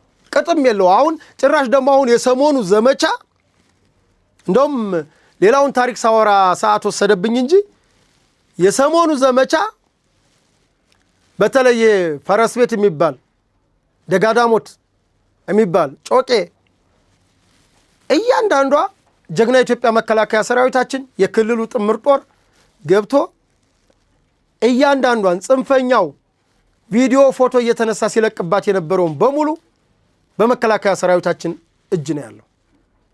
አሁን በየጉራንጉሩ አጋጣሚ በሌላ የኢትዮጵያ ክፍል የተወሰነ ክረምት የመዘግየት ነገር አለ። ጎጃም በተለይ ጮቄ ያው እንደሚታወቀው ዋተር ታወር ነው የሚባለው የሆርን ኦፍ አፍሪካ እንግዲህ ትልቁ የውሃ ማማ ቦታ ነው። እንኳን ዘንቦብሽ እንደውም ጤዛነሽ የሚባለው ቦታ እንደውም የሚገልጸው ጮቄ ተራራ ነው። ጮቄ ተራራ እያንዳንዷ ሸጥ ለሸጥ መከላከያ ሰራዊታችን ገብቷል። የክልሉ ጥምር ጦር ገብቷል። በሽምቅ ነው የገባው። መደበኛ ኮንቬንሽናል እንዳጠብቀው በሽምቅ በየቦታ በየጉራንጉሩ ምስራቅ ጎጃም እንግዲህ ምስራቅ ጎጃም እነ አስረስ ማሪያ ያለህበት አካባቢ ነው ታውቀዋለህ። አሁንም ራስየት አካባቢ እንዳለ ታውቃለህ። ሙሉ በሙሉ 6ኛ አዝ እየጠረገ ነው። ሰሜን ጎጃም፣ ምዕራብ ጎጃም፣ የደቡብ ጎንደር እንደውም አሁን የፈረስ ቤቱ ያው ማለት ፈረስ ቤት የተጋነነበት ምክንያት ለ3 ዓመት በላይ እንግዲህ ጽንፈኛው ቡድን ሲጸነስ ጀምሮ እዛ ቦታ ላይ ስለነበረና የጽንፈኛው ቡድን 4 ኪሎ ማለት ይቻላል ስለነበረ ያን አካባቢ መከላከያ ሰራዊታችን አጽድቷል። በቅርቡም እንዳያችሁት ከትላንትና ዕለት የምስራቅ እዝ አንድ ኮር ክፍል የችግኝ ተከላ መርሃ ግብር እንግዲህ በሰከላ በተለያዩ አካባቢዎች ላይ አድርጓል። ነገ ከነገ ወዲያ ደግሞ ጮቄ ተራራ ላይ የችግኝ ተከላ ይደረጋል። ይህን እያሳየነ ያለው መከላከያ ሰራዊታችን የጽንፈኛው ቡድን አሁን ያለበት ቁመና ፈርሷል። የፈረሰው በአስተሳሰብ ነው የፈረሰው ህዝባዊ ቅቡልነትን በማጣት ነው የፈረሰው እንደ ትላንትናው አደናግሮ መኖር የማይችልበት ደረጃ ስለደረሰ ነው። አንዱ አጋላጭ አማኑኤል ነው። አንዱ አጋላጭ ደብረ ጽዮን ነው። በቃ የጽንፈኛው ቡድን አንዱ አጀንዳ የነበረው ራያና ወልቃይት አልነበር? ራያና ወልቃይትን እንደምትሰጧቸው እና አማኑኤል ነግረውናል። አንሰጥም ካላችሁ እስኪ ውጡና፣ መቼም የመስጠትም እኮ ስልጣን የላችሁም። ግን በፖለቲካው እሳቢያችሁ ደረጃ በሳቤ ስለሆነ ፖለቲካ የሚመራው እስኪ በሳቤ ደረጃ አይ ራያና ወልቃይትንማ ብረሳሽ ቀኝ ትርሳኝ ብለን የጀመርነው ትግል ነው፣ አንሰጥም። አማኑኤል ከየት ያመጣኸውን ነው? ውሸት በሉት እስኪ አትሉትም? ይሄ ነው። ወደ ሌሎች ሐሳቦች ልለፍ።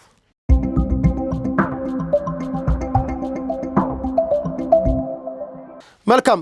በቀጣይነት እንግዲህ ከሰሞኑ የትግራይ ኃይሎች በተለያየ አቅጣጫ ሐሳቦችን እየሰጡ ነው። አይቀሬው ጦርነት እንደሚቀሰቀስ አስፈሪ ቁመና እንዳላቸው የተለያየ ነገሮች ይናገራሉ። አንዳንድ ጓደኞችም በየዋህነት የምጠይቁኝ ነገር ስላለ እንደው ለአካባቢውም ለሁኔታውም ቅርብ ስለሆንኩኝ የተወሰነ ነገር በዚህ ጉዳይ ዝም ብዬ ማለፍ ስላልፈለግኩ ነው። በመሰረቱ ህወሓት የፕሪቶሪያውን ስምምነት ከጣሰች ጊዜ ጀምሮ ጦርነት ለመቀስቀስ፣ ጦርነት ለመደገስ፣ ጦርነት ለመጎሰም፣ ትንኮሳ ለመፈጸም አቋርጣ አታውቅም። እለት በእለት የምነግራችሁ ነገር ማለት ነው። በየዕለቱ በተለያዩ ግንባሮች በተለያዩ አቅጣጫዎች አንዳንዴ በራሷ ፊት ለፊት በሌላ ጊዜ ደግሞ በእነዚሁ በተላላኪዎች በተለይ በነምሬ በጎንደር በኩል በነ መሳፍንት ራሱን ሻለቃ መሳፍንት ብሎ በሚጠራው ሰውዬ ማለት ነው። በዚህ በኩል በወሎ ደግሞ በነምሬ በኩል በዋግ ደግሞ በአገው ሸንጎዎች በኩል የውክልና ውጊያ ይከፍታሉ።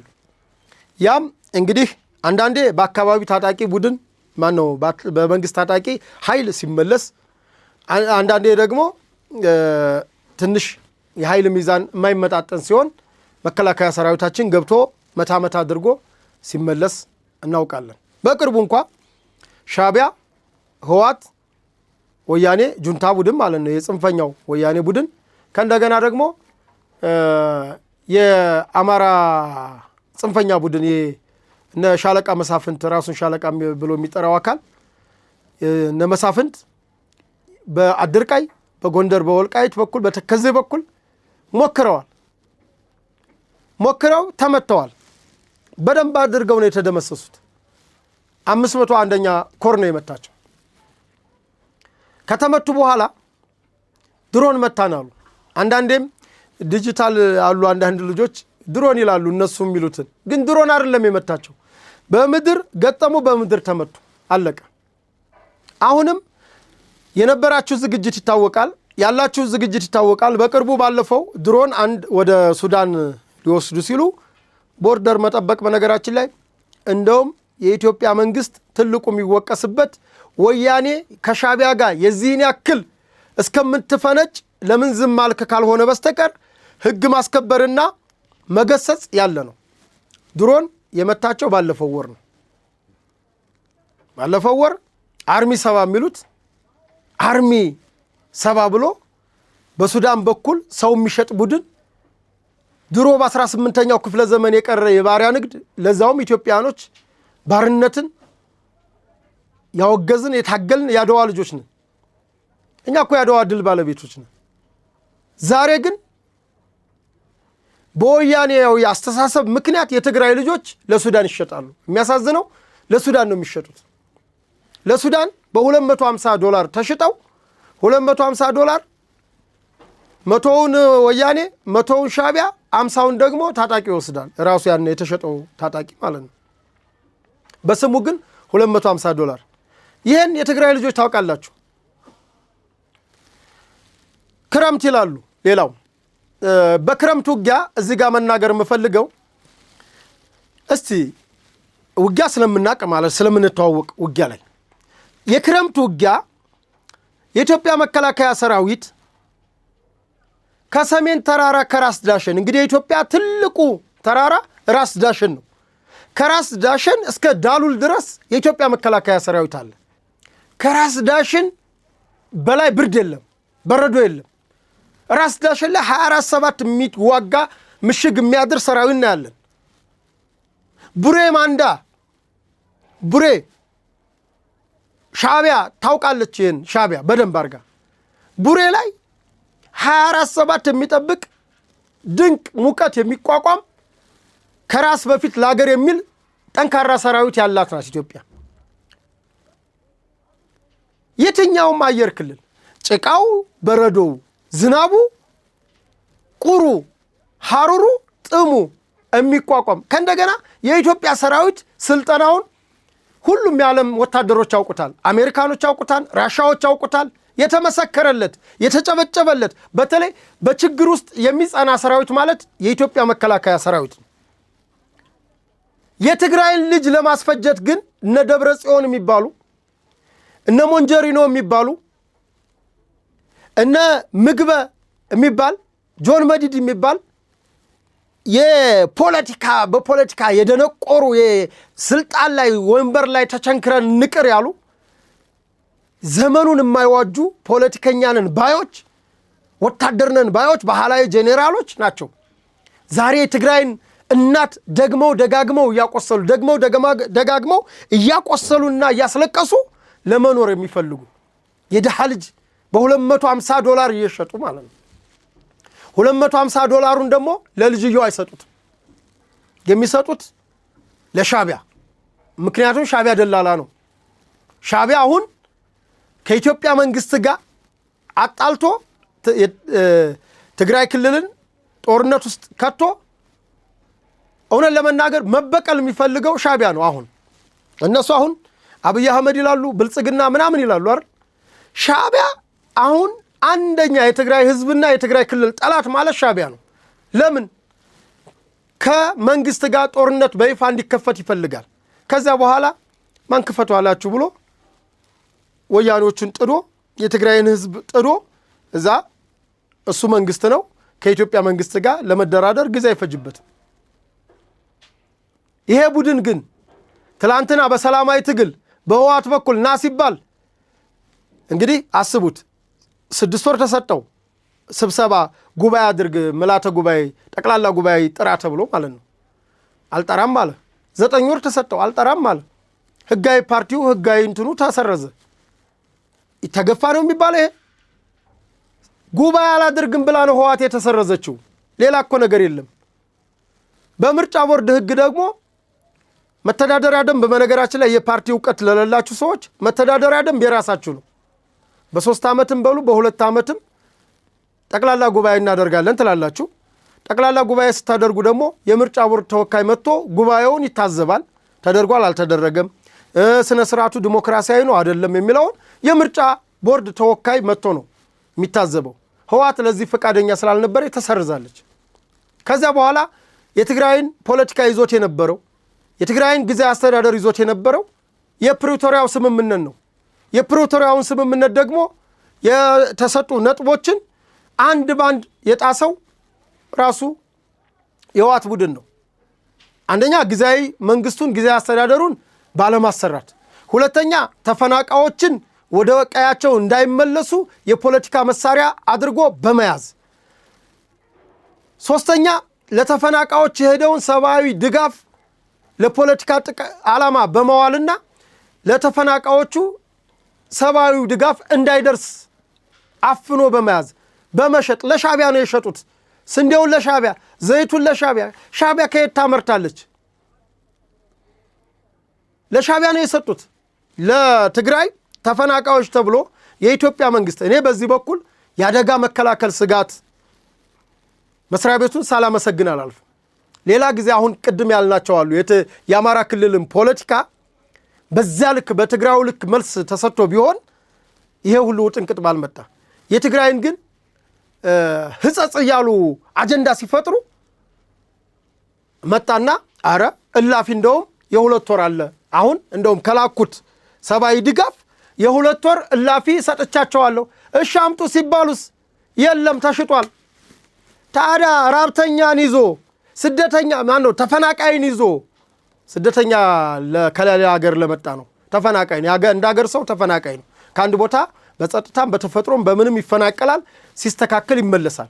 ስደተኛ ግን ለምሳሌ ደቡብ ሱዳን የዚህ የሶማሌ ከኬንያ ከሌላ ሀገር ከኤርትራ የሚመጣው ስደተኛ ይባላል። ከዛ በኋላ አገሪቱ ፖለቲካው ሲስተካከል ነገሮቹ ሲስተካከሉ ወደ ሀገራቸው ይመለሳሉ። የአንድ ሀገር ግን ተፈናቃይ ነው። ለዚህ ነው በዛውም አንዳንድ ሰዎችም ስለምትሳሳቱ ስደተኛ አይደለም የትግራይ ህዝብ ተፈናቃይ ነው።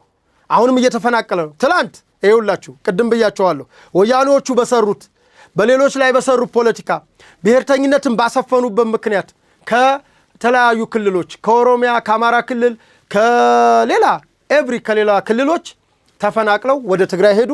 ዛሬ ደግሞ ደናቁርቶቹ ቅድም የገለጽኳቸውና ሌሎች ያልተገለጹ የህዋት ተቸንክረሽ ቅሪ የህዋት ሰዎች ባመጡት የፖለቲካ ጦስ ምክንያት ከትግራይ ክልል አሁን በምንም አቅጣጫ እየወጡ ነው። በየብስም ይወጣሉ በምንም ይወጣሉ እየወጡ ነው። ይሄን የሚያደርገው ማን ነው? የህዋት ቡድን እነ ደብረ ጽዮን እነ ሞንጆሪኖ ፈትለወርቅ ማለት ነው። እንደውም ሞንጆሪኖ ሲሉኝ ደስ ይለኛል ስላልሽ ከዚህ በኋላ ሞንጆሪኖ አትበሏት። ፈትለወርቅ ገብረ እግዚአብሔር ማለት ነው። እነ ፈትለወርቅ ገብረ እግዚአብሔር በሚፈጥሩት የድንቁርና ፖለቲካ ማለት ነው ተፈናቅለው ከአደየ ከምትባለው መቀሌ ከትግራይ ተፈናቅለው ወደ ሌላ ክልል ወደ ሌላ አካባቢ ይሄዳሉ። ትላንት በጥላትነት ከፈረጁት አማራ ክልል ትላንት በጥላትነት ከፈረጁት አፋር ክልል ህዝቡ ግን አይጣላም። ህዝቡ ምንጊዜም ልንገራችሁ ኤሊቶች የሚባሉ እኔ ራሳቸውን አክቲቪስት የሚሉ አሉ ሳይነቁ እናነቃለን የሚሉ ራሳቸውን ኤሊት ይላሉ ሳያውቁ አዋቂ ነን ብለው ራሳቸውን ሹመው ቁጭ አሉ። አንዳንድ ሰዎችም ሳያውቁ እነሱን የሚከተሉ ማለት ነው። እኒህ ሰዎች ቢያስቡ ቢያሰላስሉ ቢያገናዝቡ ኑሮ ትግራይ ክልል የዚህ ሁሉ ጥንቅጥ እንግዲህ አስቡት ከለውጡ ጊዜ ጀምሮ የተፈጠሩ የተለዋወጡ ፖለቲካዎችን ይዋቸው ትላንትና አብረዋቸው የነበሩ ኃይሎችን ይዋቸው ዛሬ እነዚህ ኃይሎች አሉ ወይ? አንድ እኮ ብቻ ጌታቸው ረዳ ይበቃቸዋል። ተውት። በውትድርና ደግሞ ክረምት ገብቻ አይደል ይሄን ያወራዋቸው ያለው 12 ጄኔራሎች ነበሯቸው በጁንታው ጊዜ በዚህ በውጊያው ጊዜ ማለት ነው። 12ቱ ፊቱ ነው ሲመሩ ከነበሩት አሁን እነሱ ጋር የቀሩት 3 ናቸው። ከ3ቱም ምግበት አሟል። በቃ ከ3ቱ የታመሙ ናቸው ያሉት። በጭንቅላትም ታመዋል በጤናም በተፈጥሮ እንግዲህ በእግዚአብሔር ህመም ማንም እንትን አይልም። ግን ምን አለበት ንስሐ ለጊዜ በቃ ይበቃል እኮ ትላንት የፈጠርነው ነገር እዚህ አድርሶናል ብለው ቢይተው። ሌላው እመኑኝ የነሱ ልጆች አሁን የሉ ወይ አዲስ አበባ ናቸው እዚህ ናቸው። ባለፈውም አቶ ጀዋር ጋር ያወራን ነበር። ወይ እዚህ ናቸው አዲስ አበባ ወይም ዱባይ ወይም አሜሪካ ወይ አውሮፓ ናቸው ወይ ቻይና ናቸው። የነሱ ልጆች የሉም። በፊትም በትምህርት ፖሊሲው ምለው ነበር ተቃዋሚ ያለ የነሱ ልጆች አውሮፓና አሜሪካ ይማራሉ። እኛን ባፍ መፍቻ ቋንቋ ያሉ ያደነቁሩናል። ከዛ የነሱ ልጆች መተው እኛን እንዲያስተዳድሩና የሞራል የበላይነት እንዲኖራቸው ለማድረግ ነው የሚሰሩት ብያለሁ ድሮ። አሁንም እኚህ ሰዎች የገዛ ልጆቻቸውን በዚህ ጦርነት አላሳተፉ። እመኑ አላሳተፉ። ግን የደሃ ልጅ አስገድደው በዱር በገደል ብለው በሌሊት ቆፍቆፈው በር አንኳክተው ናውጣ እያሉ የደሃ ልጅ እያነቁ ይወስዳሉ። በፊት ግን ይሄንን በደርግ ጊዜ ተደረገ እያሉ በደርግ ጊዜ የደሃ ልጅ ገንዘብ ያለው የሀብታም ልጅ ከፍሎ ይቀራል፣ የደሃ ልጅ ግን ለውትድርና ይገባል እያሉ ይቀሰቅሱ ነበር። እነሱ ግን ዛሬ ከደርግም በላይ ደርግ ሆነው እነሱም በጫካ ያሉ ጨካኝ ነበሩ ምናውቀው ነገር ስላለ ግን ደርግን ማነጻጸሪያ ስለሚያደርጉ ወያኔ ደግሞ ከደርግ ጋር ሲያመሳሰሉ ስለማትወድ ደሟ ስለሚፈላ ደርግ የማያደርገውን ነው ያደረጋቸው ያላችሁት። ለዚህም ማሳያ የትግራይ እናቶች ዛሬ የደም እንባ ተውት። የራያ የወልቃይት የኩናማ የዚህ የኢሮፕ ይሄ የተለያዩ ትግራይ ውስጥ የተለያዩ ብሔረሰቦች አሉ ታውቃላችሁ። እነዚህ ማህበረሰቦችን ድሮ ሲያስለቅሱ ነበር። አሁን ቲፒካል ትግሬዎቹን እያስለቅሷቸው ነው። ራሳቸውን ለትግራይ ኃይሎች ነን ብለው ራሱን የትግራዩን ተወላጅ እያስለቀሱት ነው። አድዋ የለ፣ አጋሜ የለ፣ እንደርታ የለ፣ ተንቤን የለ፣ ሽሬ የለ፣ ማን የለ፣ ሁሉም እያለቀሰ ነው የትግራይ እናት ሁሉም። አሁን በፊት ራያን አስለቀሱ ወልቃይትን አስለቀሱ እያልን ነበር። አሁን ሁሉንም እያለቀሰ ነው። ትግራይ ክልል ያለ በሙሉ እያለቀሰ ነው ያለው። ማን? እኒህ ጥቂት ቡድኖች። ሌላው ይህ ቡድን አሁንም እንዳትሸወዱ ተዋግቼ ወደ መሃል ሀገር እመጣለሁ ዘበት። ይህን የምልበት ዋና ውጊያም ተኩስም አውቃለሁ። ውጊያ እንደሚያውቅ ሰው ስነግራችሁ ይህ ቡድን ትላንትና ሰሜን እዝን መጥቶ ያን ሁሉ ትጥቅ ሚሳኤል እኮ ይዞ ነበር። አንዱን ሚሳኤል አስመራ ተንኩሶ ሻቢያን አመጣ። አንዱን ወደ ጎንደር ተኩሶ አሁን ይኸውላችሁ በዛን ሰዓት የሚከሱት አካልን አስቡ እንግዲህ የፌዴራሉን ኃይል ብለው ይከሳሉ። ፌዴራል ኃይል በነ ዶክተር አብይ በነ ፊልድ ማርሻል ብርሃኑ ይወከላል። የፌዴራሉ ኃይል የተሰለፈባቸው ሰሜን እዝን ስለመቱ መከላከያን ስለመቱ 21 ዓመት አብሯቸው የተዋለደን አብሯቸው የነበረን ትምህርት ቤት ሲገነባ መሰረተ ልማቶችን እርሻ ሲያርስ የነበረ አንበጣ ሲያባር የነበረን ሰራዊት ስለነኩ ነው መከላከያ ፌዴራል ኃይል የተነሳው። የአማራ ኃይል ተነሳብን ይላሉ። ታዲያ ጎንደርና ባህር ዳር የተኮስከው ርችት የደስታ ነው? የአማራ ኃይል ቢነሳብህ ሻቢያን ይከሳሉ።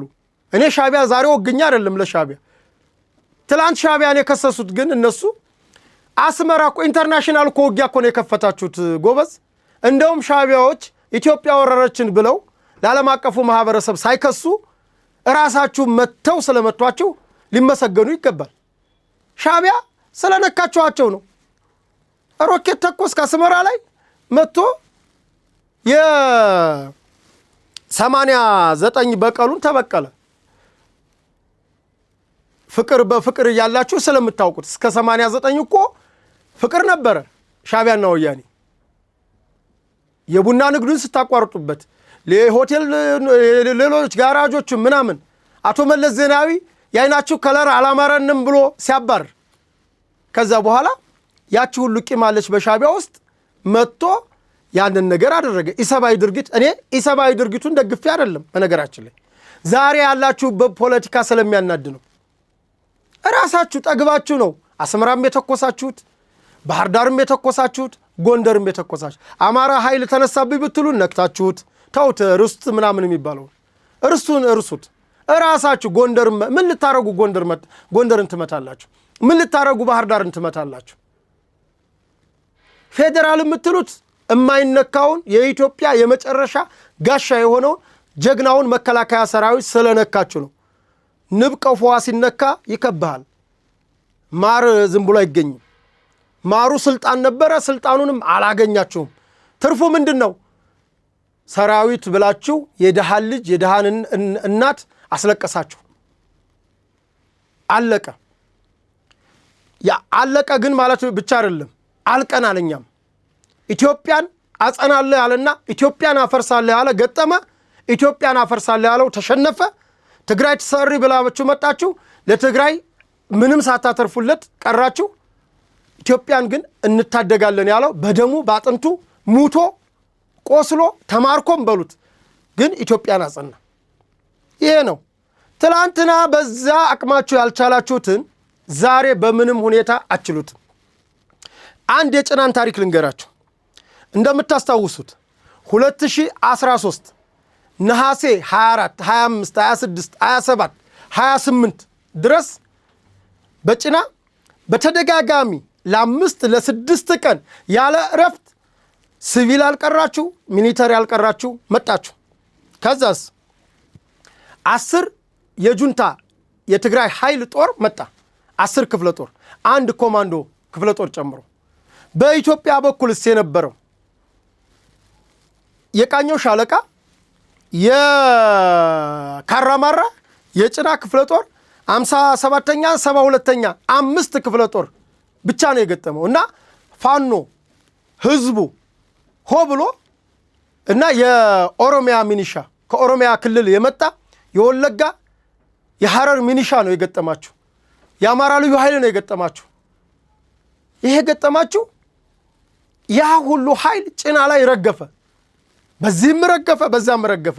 ግን ትልቁ ግብ ምንድነው? ከዚህ ተሻግራችሁ የመጣችሁትን አስቀራችሁ።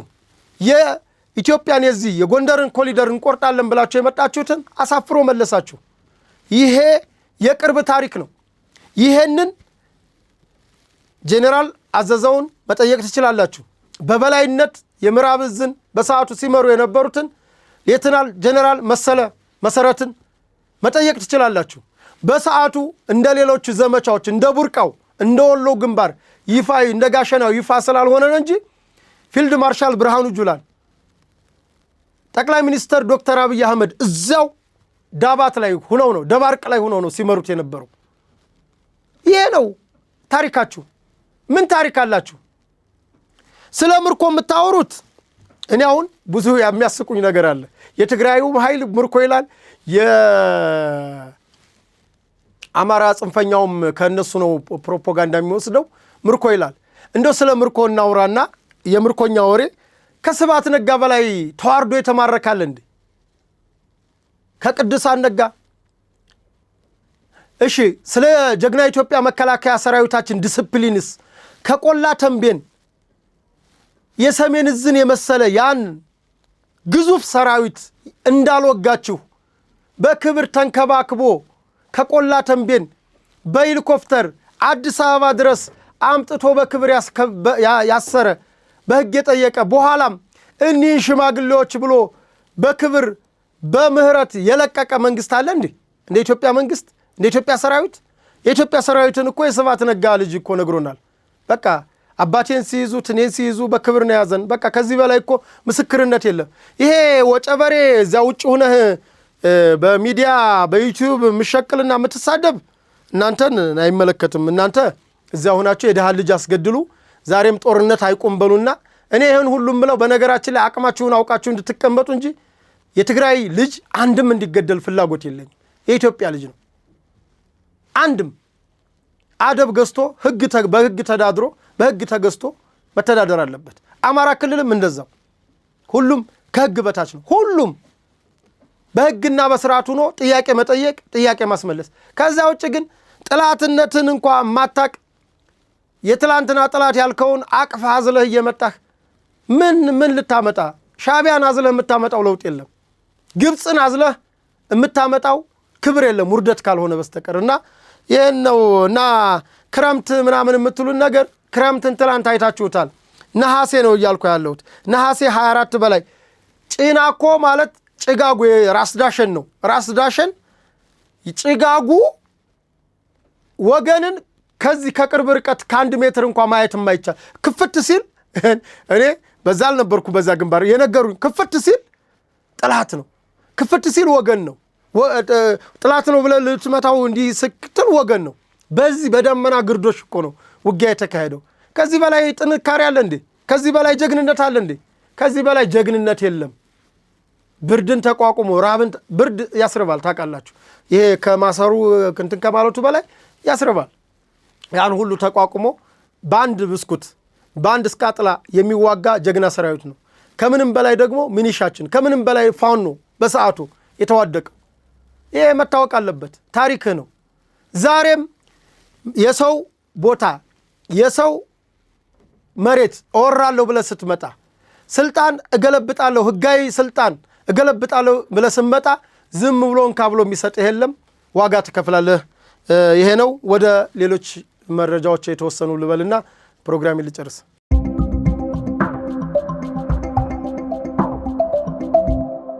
መልካም በቀጣይነት እንግዲህ ሳላየው አላልፍም ያልኩት የኢትዮጵያ ብሔራዊ ጥቅምና የኢትዮጵያ መሪዎች ቁመና የሚለውን ማየት ስለምፈልግ ነው። ብዙ ጊዜ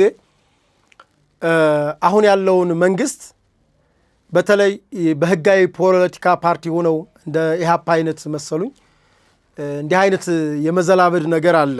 አንደኛ የሀገርን ጥቅም ብሔራዊ ጥቅም ካላወቅን አርፈን ብንቀመጥና እስኪ አገር ማናት፣ የኢትዮጵያስ ጥቅም ምንድነው፣ የኢትዮጵያ ታሪካዊ ጥላትስ እነማን ናቸው የሚለውን ነገር ብናሰላስል ብንመረምር ይሄ ዝም ብሎ የብሽሽቅ ፖለቲካ ባይኖር ጥሩ ነው ባይ ነኝ። በተለይ በህጋዊነት ለተመዘገባቸው ፓርቲዎች የህጋዊ ፓርቲ ማዕቀፍ አለ። በዛ ማዕቀፍ ውስጥ ስትንቀሳቀሱ ስነ ስርዓት አለ፣ ስነ ምግባር ኮድ አለ። ያ የስነ ምግባር ኮድ በራሱ አንደኛ የውስጥ ፓርቲ ዲሞክራሲን፣ ሁለተኛ የውጭ ዲሞክራሲ ጉዳዮችን እንዲሁም ደግሞ የሀገርን ጥቅም፣ የሀገርን ብሔራዊ ጥቅም፣ የሀገርን ምስጢር አሳልፎ ለባዕድ በተለይ ለታሪካዊ ጥላት አሳልፎ መስጠት በህግ ያስጠይቃል። ለታጣቂዎቹ አንዴ መንግስትን በኃይል ለመናር ስለሆነ ባይፈቀድላቸውም ከሞራል አኳያ ነገ እነሱም መንግስት ቢሆኑ እንዴት አድርገው ኢትዮጵያን ብሔራዊ ጥቅሟን ሊያስጠብቁ እንደሚችሉ የኢትዮጵያን ብሔራዊ ጥቅም አስጠብቀው እንዴት አገር መምራት እንደሚችሉ አላቅም። ምክንያቱም ዛሬ ግብፅ ወዳጅ የምታረግህ በአባይ ላይ ያላት መሰረታዊ የማይናወጽ አቋም አለ። የግብፅ ፖለቲከኞች በአባይ ላይ ምንም የተለያየ አቋም የላቸውም። አባይ ነው። አባይ ለነሱ ጂጂ እንዳለችው ምግባቸውም መጠጣቸውም ነው፣ ምግባቸው ነው። የሚበሉት ውሃ እንዳለችው የሚበሉትም ውሃ የሚጠጡትም ውሃ አባይን ነው። ስለዚህ የግብፅ ፖለቲከኞች በቀረቡ ቁጥር ምንዳ ባቀረቡልህ ቁጥር ምንድነው ፍላጎታቸው የሚለውን ዝም ብሎ ገንዘብ ስለመጣ መቀበል አይደለም፣ ማሰብ ማሰላሰል ይጠይቃል። ሱዳን ሌሎች በቃ ብቻ ኢንተረስታቸው ይለያያል። አሁን የሶማሌ ፍላጎት የተለየ ነው፣ የሱዳን ፍላጎት የተለየ ነው። ግን የግብፅ በአባይ ላይ ነው። በቃ አባይ ላይ የማይናወጽ አቋም አላቸው። አባይ አንድ ጭልፋ አንዲት ማንኪያ ውሃ አይደለም ህዳሴው ግድብ ሌላ ህዳሴ ልገድብባቸው እያልክ ምንም ነገር እንዲነካ አይፈልጉም። ይሄንን ካልነካህ ወዳጅ ያደርጉሃል። አባይን ካልነካህ ግን አባይን ስነካ የነሱ ጥላት ነው። ተወውና የአባይ ምንጩ ሜዲትራሊያን ባህር ነው ብለው ያመጡልሃል። ለምሳሌ ትራምፕን አሳስተውታል። እኔ እሳቸው ጂኦግራፊ መማራቸውና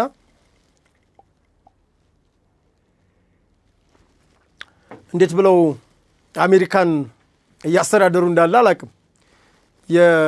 ከአሌክሳንድሪያ ነው የሚፈልቀው ተብለው አላሉ ለትራምፕ። ያ ደግሞ ከሆነ ኢትዮጵያ የታችኛው ተፋሰስ ትሆናለች። ስለዚህ ግብፅ እንጂ በኢትዮጵያ ላይ ፍላጎት ያላት ማን ነው? ኢትዮጵያ ናት እንጂ በግብፅ ላይ ፍላጎት የሚኖራት ግብፅ በኢትዮጵያ ላይ ፍላጎት አይኖራትም ነበር። አንዳንዴ ፖለቲካን የዚህን ያክል ነው የሚያጨናብሩህ፣ የሚያምታቱህ።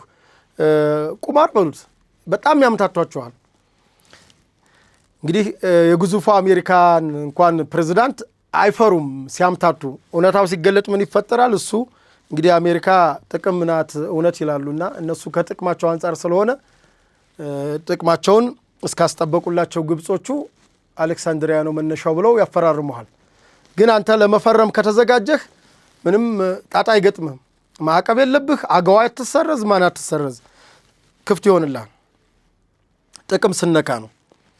ጥቅም ያው ኢንተረስታቸው የግብፅ አለ፣ የአሜሪካ ደግሞ በግብፅ ላይ ያለ ፍላጎት አለ። አገራት በአገራት ይሄ ሆርን ኦፍ አፍሪካ በነገራችን ላይ ይሄ ባቢል መንደብ፣ የራስ ዱሜራ፣ የዚህ ዳህላክ ደሴቶች የኢትዮጵያ ስሞች ናቸው። እነዚህ በሙሉ የኢትዮጵያ ታሪካዊ ደሴቶች ናቸው። እነዚህ ላይ ያለ ፍላጎት ከፍተኛ ነው። አሁን ሁቲ አማጺ ኢራን እንደምታንቀሳቅሰው ማለት ነው። እና ወደ ኢትዮጵያ ብሔራዊ ጥቅም ምንድነው ካልነ አንድና አንድ ክቡር ጠቅላይ ሚኒስትር ዛሬ በህጋዊ ጥያቄ ያነሱት እንጂ ወያኔ ከመጣች ጊዜ ጀምሮ ሻዕቢያና ወያኔ ኢትዮጵያን ከተቆጣጠሩና ኢትዮጵያን ሁለት ሀገር ካደረጉ በኋላ አንደኛው ኤርትራ ብሎ አንደኛው ኢትዮጵያ ብሎ ኢትዮጵያም ደግሞ ሙሉ እንዳትሆን ከባህር በር በቅርብ ርቀት ታፍና ታሽጋ እንድትቀመጥ ተፈራርሞ የሰጠ የወያኔ ኢህአዴግ ስርዓት ነው።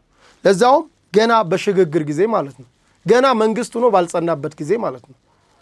ትልቁ የኢትዮጵያ ብሔራዊ ጥቅም ባህር በር ነው። በቃ ትልቁ የኢትዮጵያ የብሔራዊ ጥቅሟ ብሔራዊ ሉዓላዊነቷ ሚስጥሯ ኢኮኖሚያም የሚጠበቀው ባህር በር ስታገኝ ነው። እሱን ግልጽ ላድርግላችሁ። ለምሳሌ ኑሮ ተወደደ ብሎ ሁሉም ሰው ያማራል። ኑሮ የመወደዱ ትልቁ ሚስጥር ከሰሊጥ በሉት ከቡና የምናገኘውን እስከ 5 ቢሊዮን ዶላር ጅቡቲ ቁጭ ብላ በወደብ ኪራይ ኮንቴነሩ በተቀመጠበት ኪራይ በምን ብላ በሰርቪስ መኪና ኮቴ ምናምን ብላ ትወስዳለች። አስቡት 5 ቢሊዮን ዶላር ነው የምናወራው። 5 ቢሊዮን ዶላር ማለት ህዳሴው ግድብ አንድ ህዳሴ ግድብ በየዓመቱ ማለት ነው። የህዳሴው ግድብን ብር ለመሙላት ግን ስንት ዓመት እንደፈጀን አስቡት። ከስንቱ የእናት መቀነት እንደተፈታም አስቡት። አሰብ ሆነ ማለት ወደባችን አሰብ ሆነ ማለት አንደኛ ከኢኮኖሚ አንጻር ይሄ 5 ቢሊዮን ዶላር ይጠበቃል ማለት ነው። ሴፍ ነው። ያ ማለት ህዳሴው ግድብን ባንገድበው ሌሎች ባቡር መንገዶች ይሰራሉ፣ መኪና መንገዶች ይሰራሉ፣ ሆስፒታሎች፣ ዩኒቨርሲቲ፣ ትምህርት ቤቶች፣ ኬጂዎች፣ የተለያዩ ተቋማትን መገንባት የሚያስችል ትልቅ ገንዘብ ለጅቡቲ በየዓመቱ የሚሰጠው ታውት እጅ መንሻውን ማማለያውን ይሄ ድሬዳዋ ቤት ያለውን አዲስ አበባ ያለው ምናምን እሱን ትታችሁት ይሄ ሁሉ መንግስት የሚጥመለመለው ከሶማሌ ጀምሮ እስከ ሰሜን ኤርትራ ድረስ በዚህ ሁሉ ሬዲየስ የሚሽከረከረው ለግል ጥቅሙ ብሎ አይደለም። የህዝብን መሰረታዊ ፍላጎት የሆነ የሸቀጥን ዋጋ ንረት ለመቀነስ ከዋጋ ንረት አንጻር ስናየው፣ ከብሔራዊ ጥቅም አንጻር ስናየው ደግሞ ጅቡቲ የምትባል 1 ሚሊዮን እንኳ በቅጡ ያልሞላት አገር የኢትዮጵያን የ135 ሚሊዮን ህዝብ የመከላከያ የደህንነት መሳሪያዎችን ሲገባና ሲወጣ እያንዳንዱን ወዴት ሀገር ነው ለማን ነው የምትልከው እያንዳንዱ ቼክ አፕ ያደርጋሉ። ይሄን ወቁ። ደህንነት ማለት ይሄ ነው። ምን አስገባህ ምን አስወጣህ አይበለውና ነገ የኒኩለር መሳሪያ እንኳን ምንታጠቅ ቢሆን ለመታጠቅ የሚያስችለንን ቁሳቁስ በጅቡቲ ወደብ የሚገባ ከሆነ እያንዳንዱን ነገር ኢንፎርሜሽን ትሰጣለች ማለት ነው። ኢንፎርሜሽን ደግሞ ለመስጠት እሷን ተውት ፈረንሳይ አለች፣ አሜሪካ አለ፣ እዛ ውስጥ ቻይና አለ፣ የሌለበት የቱርክ አለ፣ ምንም የሌለበት የጦር ሰፈር እኮ ጅቡቲ ላይ የለም። ያ ሁሉ መረጃ ይወስዳል ማለት ነው። ኢትዮጵያ ከምንም ነገር መደበቅ አትችልም። በሰማይ አትሉ በሰማይ የምንነሳበት አገር ላይ የሚታወቅ ነው። ምንም ከየት ተነሳ የት እንደምገባ እያንዳንዷ እንቅስቃሴህ የሚታወቅ ነው። ምንም ልታደርገው አትችልም። ስለዚህ የባህር በር ጉዳይ የኢትዮጵያ የብሔራዊ ጥቅም ጉዳይ የብሔራዊ ጥቅም ጉዳይ ስንል አንደኛ ከደህንነት ከሴኩሪቲ አኳያ መረጃዎቿ ለሌሎች አገሮች ተላልፎ አይሄድባትም ማለት ነው። እንደ በፊቱ በጅቡቲ በኩል ሲገባና ሲወጣ፣ በኬንያ በኩል ሲገባና ሲወጣ፣ በሱዳን እንደዛሬው ሳይሆን በፖርት ሱዳን በኩል ይገባ ይወጣ ነበር። በዚህ ሁሉ ሲወጣና ሲገባ እያንዳንዱ ዕቃ እያንዳንዱ ነገር ተፈትሾ ይገባል። ምክንያቱም ለኢትዮጵያ ብቻ አይደለም፣ እነሱም ለሀገራቸው ደህንነት ስለሚሰጉ የሀገራቸውን ደህንነት ለመጠበቅ ሲሉ ሳይፈልጉም መረጃውን ያገኙታል። ምን መሳሪያ እንደገባ ምን መሳሪያ እንደወጣ ያውቁታል ማለት ነው። ከዛ ውጭ በራስ መተማመን ለመፍጠር ቀጠናው እንደ አልኳችሁ ይሄ የቀይ ባህር ወሽመጥ ያለበት ቀጠና እንደመሆኑ ጠባብ ነው። ያ ቀጠና ጠባብ እንደመሆኑ መጠን ብዙ የንግድ መርከቦች፣ የጦር መርከቦች፣ የተለያዩ ሀገራት እንቅስቃሴ የሚያደርጉበት አቋራጭ ኮሪደር ነው። ይሄ አቋራጭ ኮሪደር የሆነን ቦታ ትላንትና በሽፍቶች በሻዕቢያና በወያኔ ሰዎች ምክንያት አተነዋል። የቅርብ ታሪክ የ30 ዓመት ታሪክ ነው። ስለዚህ ይሄ ጉዳይ ይገባናል ብሎ መጠየቅ የኢትዮጵያ መንግስት የወሰደው ትልቅ ቁርጠኛ ህዝቡ ከጎኑ ሆኖ ሊቆምለት የሚገባው ትልቅ ጉዳይ ነው። የግብጽ ብሔራዊ ጥቅም ምንድነው? አሁን የኢትዮጵያን አየን። የግብጽስ ብሔራዊ ጥቅም ምንድነው ካልነ ቅድም ያልኳችሁ አባይ ነው። አባይ ለግብጾች እርሻቸው ነው። አባይ ለግብጾች መጠጣቸው ነው። አባይ ለግብጾች ሁሉ ነገራቸው። እንደውም አንዳንዴ ከኬጅ ጀምሮ እኛ ደማችን የሚነግረን ነገር አለ። ውስጣችን ዝም ብሎ አባይ ሲባል ደማችን ይንተከተካል እንጂ ያስተማሩን ነገር የለም። ተረት ነው። አባይ ማደሪያ ቢስ ግንድ ይዞ ይዞራል እየተባል እንደ ግጥምም እንደ ወሬ እንጂ ያን ያክል የረባ ስለ አባይ የተነገረን ነገር የለም። ለግብጾች ግን አባይ ማለት ከፈጣሪ የተሰጣቸው ስጦታ እንደሆነ ተደርጎ ከናጡት ጀምሮ እየተማሩት የሚያድጉት ነው። አባይ መነሻውን አይነግሯቸው። ፈጣሪ ግን ለግብጾች የሰጠ ነው። ለጦርነት ሲሆን ግን ለሌላ ነገር ሲሆን ግን እየበሰሉ ሲመጡ ግን ማን ነው የአባይ ምንጭ ሲባሉ ጊዮን። የት ነው የሚገኘው? ጣና፣ አባይ፣ ኢትዮጵያ። ኦኬ። ስለዚህ እቺ ኢትዮጵያ የምትባለውን አገር በራሷ በውስጥ ችግር ማመስ፣ ተረጋግተው ልጆቿ ግድብ እንዳይገድቡ ማድረግ፣ ቴክኖሎጂ እንዳያውቁ ማድረግ፣ በሌላም ኢኮኖሚ እንዳያድጉ ማድረግ። ትልቁ ነገር የግብጽ ብሔራዊ ጥቅም ምንድነው ከሚለው ካወቅን የግብጽ ትልቁ ፍላጎቷ ኢትዮጵያ በአባይ ላይ ምንም አይነት ኢትዮጵያ ብቻ አይደለም ሱዳንም። በነገራችን ላይ ግብጽ ሁልጊዜ የምታነሳው ነገር አለ። እንግሊዝ ናት ቅኝ የገዛቻት። እንግሊዝ በቅኝ ግዛት ጊዜ ያዋዋለቻቸው ሁለት ጊዜ ውሎች አሉና እነዛ ውሎች ሙሉ በሙሉ በተለይ ይሄንን ሪፈረንስ ቡክ ሰጣቸዋለሁ። ፕሮፌሰር ክንፈ ገብረ መድን የተባሉ አባይን ጉዳይ ያጠኑ የአባይ ኢኒሼቲቭ ጉዳይ ያጠኑ የአድዋ ልጅ ናቸው። እንዳጋጣሚ የአድዋ ምርጥ ኢትዮጵያዊ ሰው ናቸው። የአባይን ጉዳይ እዛ ጋር ቁጭ አድርገውታል። 2000 ላይ የታተመ ነው። የአባይ ጉዳይ የሚል መጽሐፍ አለ። እሱ ላይ ቁልጭ ብሎ የግብፅን ፍላጎት አለ። ኢትዮጵያም እስካሁን ድረስ በሚደረጉ ድርድሮች አፄ ኃይለ ሥላሴ አልተፈራረሙም፣ ኮሎኔል መንግስቱ አልተፈራረሙም። አቶ መለስም የተወሰነ መጀመሪያ ላይ የመዛነፍ ነገር ነበረ። የግብጾችን ፍላጎት የማሟላት የሚመስል ነገር ነበረ። በኋላ ግን አልፈረሙም። ደስ የሚለው አቶ መለስም አልፈረሙም፣ አቶ ኃይለ ማርያምም አልፈረሙም። እንግዲህ የመጨረሻው ዶክተር አብይ ናቸው የጨረሱትም። ዶክተር አብይም እንግዲህ ጨርሰው አሳዩ። አሁን የኢትዮጵያ ፍላጎት ምንድነው? አባይን ለኔ ብቻ አላለችም ኢትዮጵያ። እዚህ ጋር ግልጽና መታወቅ ያለበት ነገር ሁልጊዜም የሚያምታቱት የግብጾች ጋዜጠኛው ያምታታል፣ የግብጽ አክቲቪስታቸው ያምታታል፣ ዲፕሎማሲያዎቻቸው ያምታታሉ። ሌላ ይቅርና ሎቢ ያደርጋሉ፣ ወርቅ ይሰጣሉ፣ ሙስና። አንድ ጊዜ የአሜሪካ ሴናተሮች በሙስና ኬስ ተይዘው ታስታውሳላችሁ። በተለይ የትራምፕ ሰዎች ናቸው እና እስከዚህ ድረስ ወርቅ እጅ መንሻ ይሰጣሉ። ሌላም እኮ አይደለ፣ ወርቁም እኮ የሚሄደው እኮ ከቤኒሻንጉል እኮ ከኢትዮጵያ ወርቃማ አካባቢዎች ይዞት የሚሄደውን እኮ አፈሩ እኮ አፈር ብቻ ስለቀረ አይደለም። አሁን የህዳሴውን ግድብ ትልቁ የሚጠሉበት ምክንያት ንጹህ ውሃ ነው የሚሄደው። ንጹህ ውሃ ይሄዳል። ባለፈው ክረምት ጎርፍ ተጥለቀለቅነ፣ ከሚገባው በላይ ኢትዮጵያ ለቃብናለች ብለው ሲከሱ ነበር ኢትዮጵያን። እንኳን አይደለም ውሃ ሊቀርባቸው፣ ውሃው ከዓመት እስከ ዓመት ተመጥኖ ነው የሚሄደው። እና ወደ እንትኑ ልምጣላችሁ። የግብጽ ትልቁ ፍላጎቷ አባይ ላይ ምንም ነገር እንዳይደረግ ነው። የኢትዮጵያ ፍላጎት ደግሞ አባይን በልኩ ኢትዮጵያም መጠቀም ያለባትን ትጠቀም። አሁን ለጊዜው የምንፈልገው እኛ ፓወር ነው። ሃይድሮ ኤሌክትሪክ ፓወር ተርባይን መጥቶ ነው የሚያልፈው። እንግዲህ አስቡት። ማንም እኮ አይደለም የተማረ አይደለም ሀገር የሚመራ ማንም ሰው የህዳሴውን ግድብ የአባይን ሁኔታ አይቶ መረዳት ይችላል። ውሃው ተርባይን መጥቶ ከማለፍ የዘለለ ሌላ ምንም አልተደረገበትም። መስኖ አልተጠለፈም። ሌላም ነገር አልተደረገም። ግን ግብጾች የሚከሱት ምንድነው? ዋስትና ስጠን ከእንደገና ዋስትና ስትሰጠን የበቅኝ ግዛቱ ውል እሱ ደግሞ ምንድነው የቅኝ ግዛቱ ውል የሚለው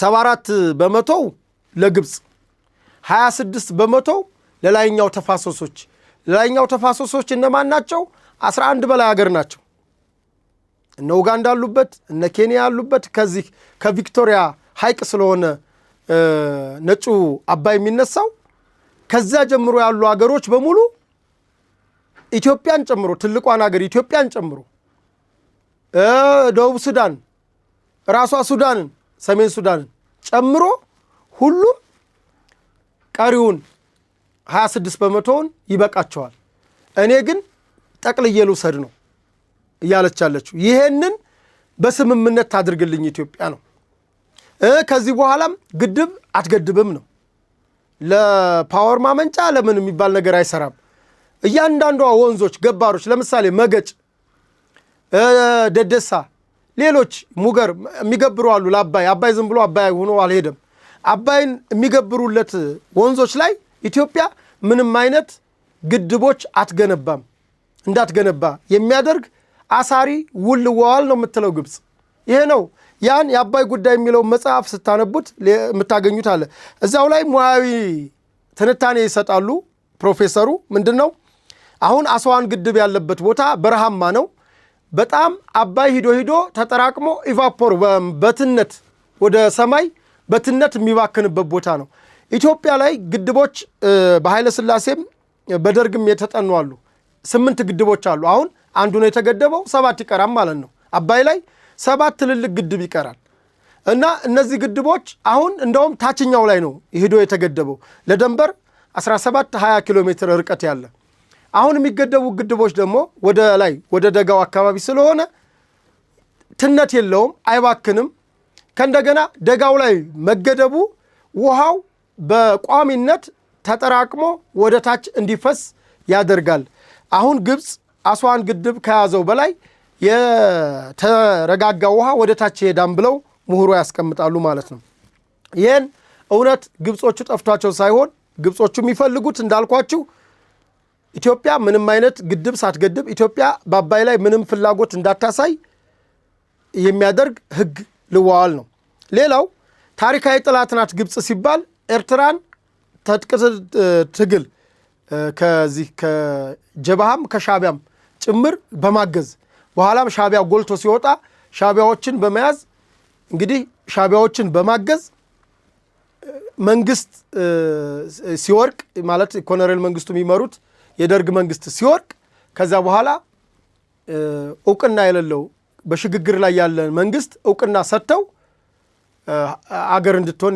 ያደረጓት ናት ሻቢያም ኢሳያስ አፈወርቂ አንድ መድረክ ላይ እንደተናገረው እኛ ግብጾች አገር እንድንሆን ሲያደርጉን አገር እንድንሆን ፈልገው ሳይሆን ኢትዮጵያን በቋሚነት እንድናተራምስላቸውና ስንረብሽ እንድንኖር ነው እንጂ የኛ አገር መሆን አምነውበት ወይም አገር ይሆናሉ ብለው እኛን ፈልገው ፈቅደው አይደለም አሁን ጊዜ የብጥብጥ ማዕከል ለኢትዮጵያ የብጥብጥ ማዕከል እንድንሆናቸው በአጠቃላይ አሻንጉሊት መንግስት ነኝ እያለ ነው ኢሳያስ አፈወርቂ ማለት ነው ይሄ ነው ሌላው ኢትዮጵያን ከቀይ ባህር የሁለቱ ውሃ ነው ኢትዮጵያ ላይ ጥላቷ የሚባለው ቀይ ባህርም ጥላቷ ነው ለኢትዮጵያ አባይም ጥላቷ ነው ለምን ኢትዮጵያ ወደ ቀይ ባህር ከወጣች ያለ ምንም ጥርጥር ኃያል ትሆናለች በኢኮኖሚ ትበለጽጋለች ታድጋለች ስታድግ ሌሎች የጎረቤት አገሮቿ የጅቡቲ እኮ መጫወቻ ሆነናል ጎበዝ ጅቡቲዎች እንደፈለጉ ሹፌሮች እንግዲህ መስክሩት እንደፈለጉ ነው የሚጫወቱብን ሶማሌም ይኸው ያያችሁ ነው ሶማሌ አገሩም ማለት ነው እና መጫወቻ በቃ የዙሪያው መጫወቻ ትንሽ የኬንያ ነው ላሙ ወደብም ስታውት አዋጭ አይደለም ከወደብ ይርቃል ፖርቱ ሱዳን አዋጭ አይደለም ቀድመም እንዳልኳችሁ የብሔራዊ ደህንነታችን ጉዳይ ጾም አንድ ቤት በቤት ልመስልላችሁ ከጎረቤት ሀብታም ቤት አለ ከዚህ ደሃ ቤት አለ በቤት ሁሉም ነገር ያምራል ደሃ የሆነው ሰውዬ በልቶም ቢያድር በልቶም ባያድር ቆሎ ቆርጥሞ ቢያድር የሚችለው ራሱ ነው በጎረቤቱ በኩል የሚያልፍ ከሆነ ዛሬ እኮ እነገሌ ምግባቸው ቆሎ ነው፣ እነገሌ ምግባቸው ሽሮ ነው እያለ እንደው በቀላሉ ልንገራችሁ ብዬ ነው። እና የወደብ ጥቅሙ ትልቅ ነው። የኢትዮጵያ መንግስት በብሔራዊ ጥቅሙ ላይ አሳልፎ ሰጠ። አሁን ኢህአፓዎችም መነሻ አድርጌያለሁ፣ ሌሎች ፓርቲዎችም ይሄ ታጣቂው ተው ዘጭ ስለሚል ነው። እሱም አጀንዳ እንትን ለማለት ነው። ህጋዊ ፓርቲ ሆናችሁ ግን ተጠንቀቁ። አንደኛ አገርና ፖለቲካ ለዩ። የአገር ብሔራዊ ጥቅም ምንድነው የሚለውን ለዩ። ፖለቲካ የሚለውን ደግሞ ፖለቲካ ደግሞ ለምሳሌ መደመር ፖለቲካ ነው፣ ሊበራል ዲሞክራሲ ፖለቲካ ነው፣ ሶሻል ዲሞክራሲ ፖለቲካ ነው፣ አብዮታዊ ዲሞክራሲ ፖለቲካ ነው። በዚህ በርዕዮተ ዓለም መታገል ያለ ነው። ነገር ግን አገርን ተላላኪ ናት ማለት አገርን ብሔራዊ ጥቅም አሳልፎ ለገሌ ነው የሚወጋው የሱዳን ላይ ያለንን ኢትዮጵያ ሱዳን ላይ ያላትን ፍላጎት ለባዕዶች አሳልፎ መስጠት ድንቁርና ነው። ኢትዮጵያ ቀይ ባህር ላይ ያላትን ፍላጎት አሳልፎ ለግብጽ መስጠት፣ የኢትዮጵያ አባይ ላይ ያላትን ፍላጎት አሳልፎ ለግብጽ ፖለቲካ እንዲውል ማድረግ ይሄ ድንቁርና ነው። ነገ እናንተ መንግስት ብትሆኑ አባይን ምንድነው የምታረጉት? አባይን ከሰጧችሁ አይወጓችሁም። ቀይ ባህርን ካልነካችሁ አይወጓችሁም። ፖለቲካቸውን ማያጣጥሉም። አገዋ አያሰርዝም። ከሌላም ዓለም ዲፕሎማሲ ችግር አይገጥማችሁም። ምክንያቱም ተላላኪ ስለሆናችሁ። የኢትዮጵያ መንግስት ጠንካራ አቋም ስላለው ነው። ከዛም ከዚህም ውርጅብኝ እንደዛም ብሎ ግን ፈተናውን ተወጥቶታል። 2013 2014 2015ን አስቡት። አሁን ግን የኢትዮጵያ መንግስት አሸንፎ ወጥቷል። ያም የሆነው አጎንባሹ አጎብዳጅ ሆኖ ሳይሆን ተገዳዳሪ ሆኖ ነው።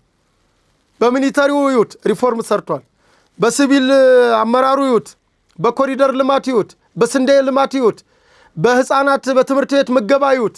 መዝኑት ከፈለጋችሁ ካለፈው ስርዓት፣ ካልሆነም ደግሞ ካሁን ኤአይ ይሁት፣ ዲጂታል ኢትዮጵያን ለማምጣት በአንድ መሰብ ማዕከል ይሁት። የዚህ የመልካም ማስተዳደር ችግር አለ ኢትዮጵያ ውስጥ እንደምታውቁት።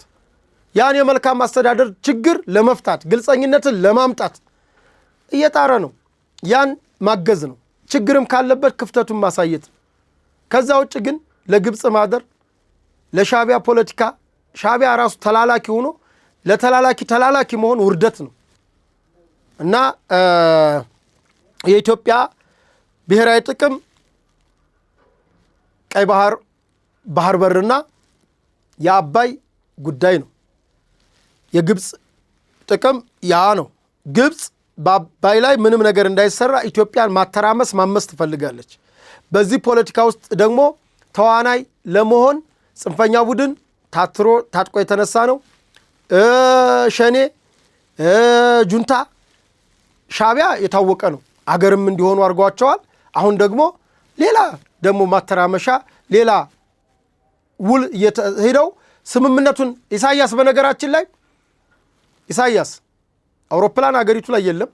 ኢሳያስ አውሮፕላን ተልኮለት ወደ ግብጽ ከሄደ ውሉን ሊያድስ ነው። የባንዳነት የዚህ የብጥብጥ ማዕከልነት ውሉን ለማደስ ነው። ኢሳያስ አፈወርቂ ከአስመራ ካይሮ ገባ ከተባላችሁ ምንም እንዳትጠራጠሩ እንጂ የግብጾችን ተሞክሮ የመስኖ ተሞክሮ የሆነ ፕሮጀክት ተሞክሮ ኤርትራ ላይ አምጥቶ የኤርትራን ወጣት ሊቀይር የኤርትራን ሕዝብ ካለበት ድህነት ካለበት መከራ ሊያወጣ አንድም ቀን ፖሊሲ ቀርጾ ማያውቅም። አስቦም ሊያስብም አይፈልግም። ቢያስብማ ምጽዋን የመሰለ ከተማ፣ አሰብን የመሰለ ከተማ፣ ከረን እኮ በቅርቡ እኮ 24 ሰዓት የኤሌክትሪክ ተጠቃሚ ሆነች። ለዛውም በጄኔሬተር ተብሎ ማለት ነው። ጄኔሬተር ያስመረቀ እኮ ብቸኛው መንግስት ማለት ኢሳያስ አፈወርቂ ነው። እንግዲህ በ34 ዓመት በ35 ዓመት ማለት ነው አንድ ጄኔሬተር ያስመረቀ የሆነች ገጠር ቦታ ሂዶ የጉድጓድ ውሃ ወጣ ተብሎ እንግዲህ አንድ የወረዳ ኢትዮጵያ ውስጥ እኮ የወረዳ አመራር አይሄድም። የቀበሌው ራሱ ነው ሂዶ ያችን የጉድጓድ ውሃ የሚመርቀው። አረ የቀበሌውም የጎጡ አመራር ነው የሚሄደው ኢትዮጵያ ውስጥ ሂዶ የውሃ ጉድጓድ ያስመረቀ ሰውዬ ነው። ምንም ፕሮጀክት የለውም፣ ሐሳብ የለውም፣ እቅድ የለውም። ሌላው የግብጽ ብሔራዊ ነው የኤርትራን ብሔራዊ ጥቅም ሳልነግራችሁ የኤርትራ ትልቁ ብሔራዊ ጥቅሟ ምቀኝነት ነው። አገር አብሮ እንደግ ይባላል። ሻዕቢያ በምንም መልኩ አብሮ ማደግ ተባብሮ ማደግ ኢትዮጵያን የሚያክል አገር ለዛውም ትላንት አብረን የነበርን አንድ አገር አንድ ደም አንድ ማንነት ያለውን ህዝብ አዋህዶ መምራት የማይችል ኢሳያስ ማን ይሙት አረብ ይሁኑ ምን ይሁኑ የማይታወቁ ግብጾች ጋር የፈርዖን አካል ጋር ሂዶ አንድ ሆኖ አገር ሊመራ አይችልም ከተላላኪነት ከባንዳነት ውጭ ማለት ነው። ስለዚህ መሪዎቻችን አኩርተውናል፣ መሪዎቻችን አስከብረውናል፣ መሪዎቻችን መደገፍ አለብን። ፖለቲካ የውስጥ ጉዳይ ነው፣ አገር ግን የጋራ ነው። በአገራችን ብሔራዊ ጥቅም አንደራደር፣ ለሀገራችን ብሔራዊ ጥቅም በጋራ እንቁም። መንግስት የሰዎች ስብስብ ነው፣ የማላእክት ስብስብ አይደለም። በአንድ ነገር ሊያጠፋ ይችላል፣ በአንድ ነገር ሊያስደስት ይችላል። ደስታውንም በልኩ ሐዘኑንም በልኩ አድርገን ለሀገራችን ለኢትዮጵያ ብሔራዊ ጥቅም በጋራ ልንቆም ይገባል። በመጨረሻ ልል የነበረው ምክክር ኮሚሽን ነበር። ከወሰድኩት ሰዓት አንጻር የምክክር ኮሚሽኑ እንግዲህ ከሰኞ ሐምሌ 13 ጀምሮ እስከ ቀጣዩ ነሐሴ 13 የአንድ ወር ሙሉ የጥሞና ምክክር ያደርጋል። በረዛው ነው ምክክሩ የሚያደርገው። አጀንዳዎቹ ይፋ አይደረጉም፣ ማለትም ክርክር አይደለም፣ ምክክር ነው። ምክክር ኮሚሽኑ ሀገርን ለማጽናት ኢትዮጵያን ለማጽናት የተለያዩ እሳቤዎች አሉ። በነገራችን ላይ ምክክር ኮሚሽኑ ማለት የኖህ መርከብ ማለት ነው።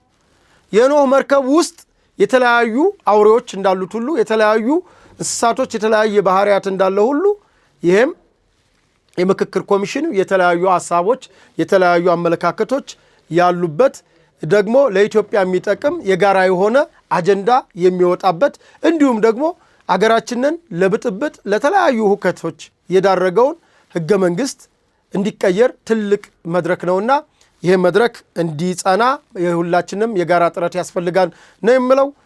እንግዲህ ዛሬውን እዚህ ላይ ጨርሻለሁ። የፕሮግራሙ አዘጋጅና አቅራቢ እኔ ቴድሮስ አያሌው ከመላው ስቱዲዮ ባለሙያዎች በጋራ በመሆን ነበር ይህም ፕሮግራም ያቀረብንላችሁ። የዛሬው ወቅታዊ ዳሰሳችን በዚህ መልኩ ተጠናቋል። ከመጀመሪያ እንደነገርኳችሁ መነሻችንም መድረሻችንም ኢትዮጵያ ናት። ለኢትዮጵያ ሰላም፣ ለኢትዮጵያ ብሔራዊ ጥቅም ተግተን እንሰራለን። ሰላም ቆዩ።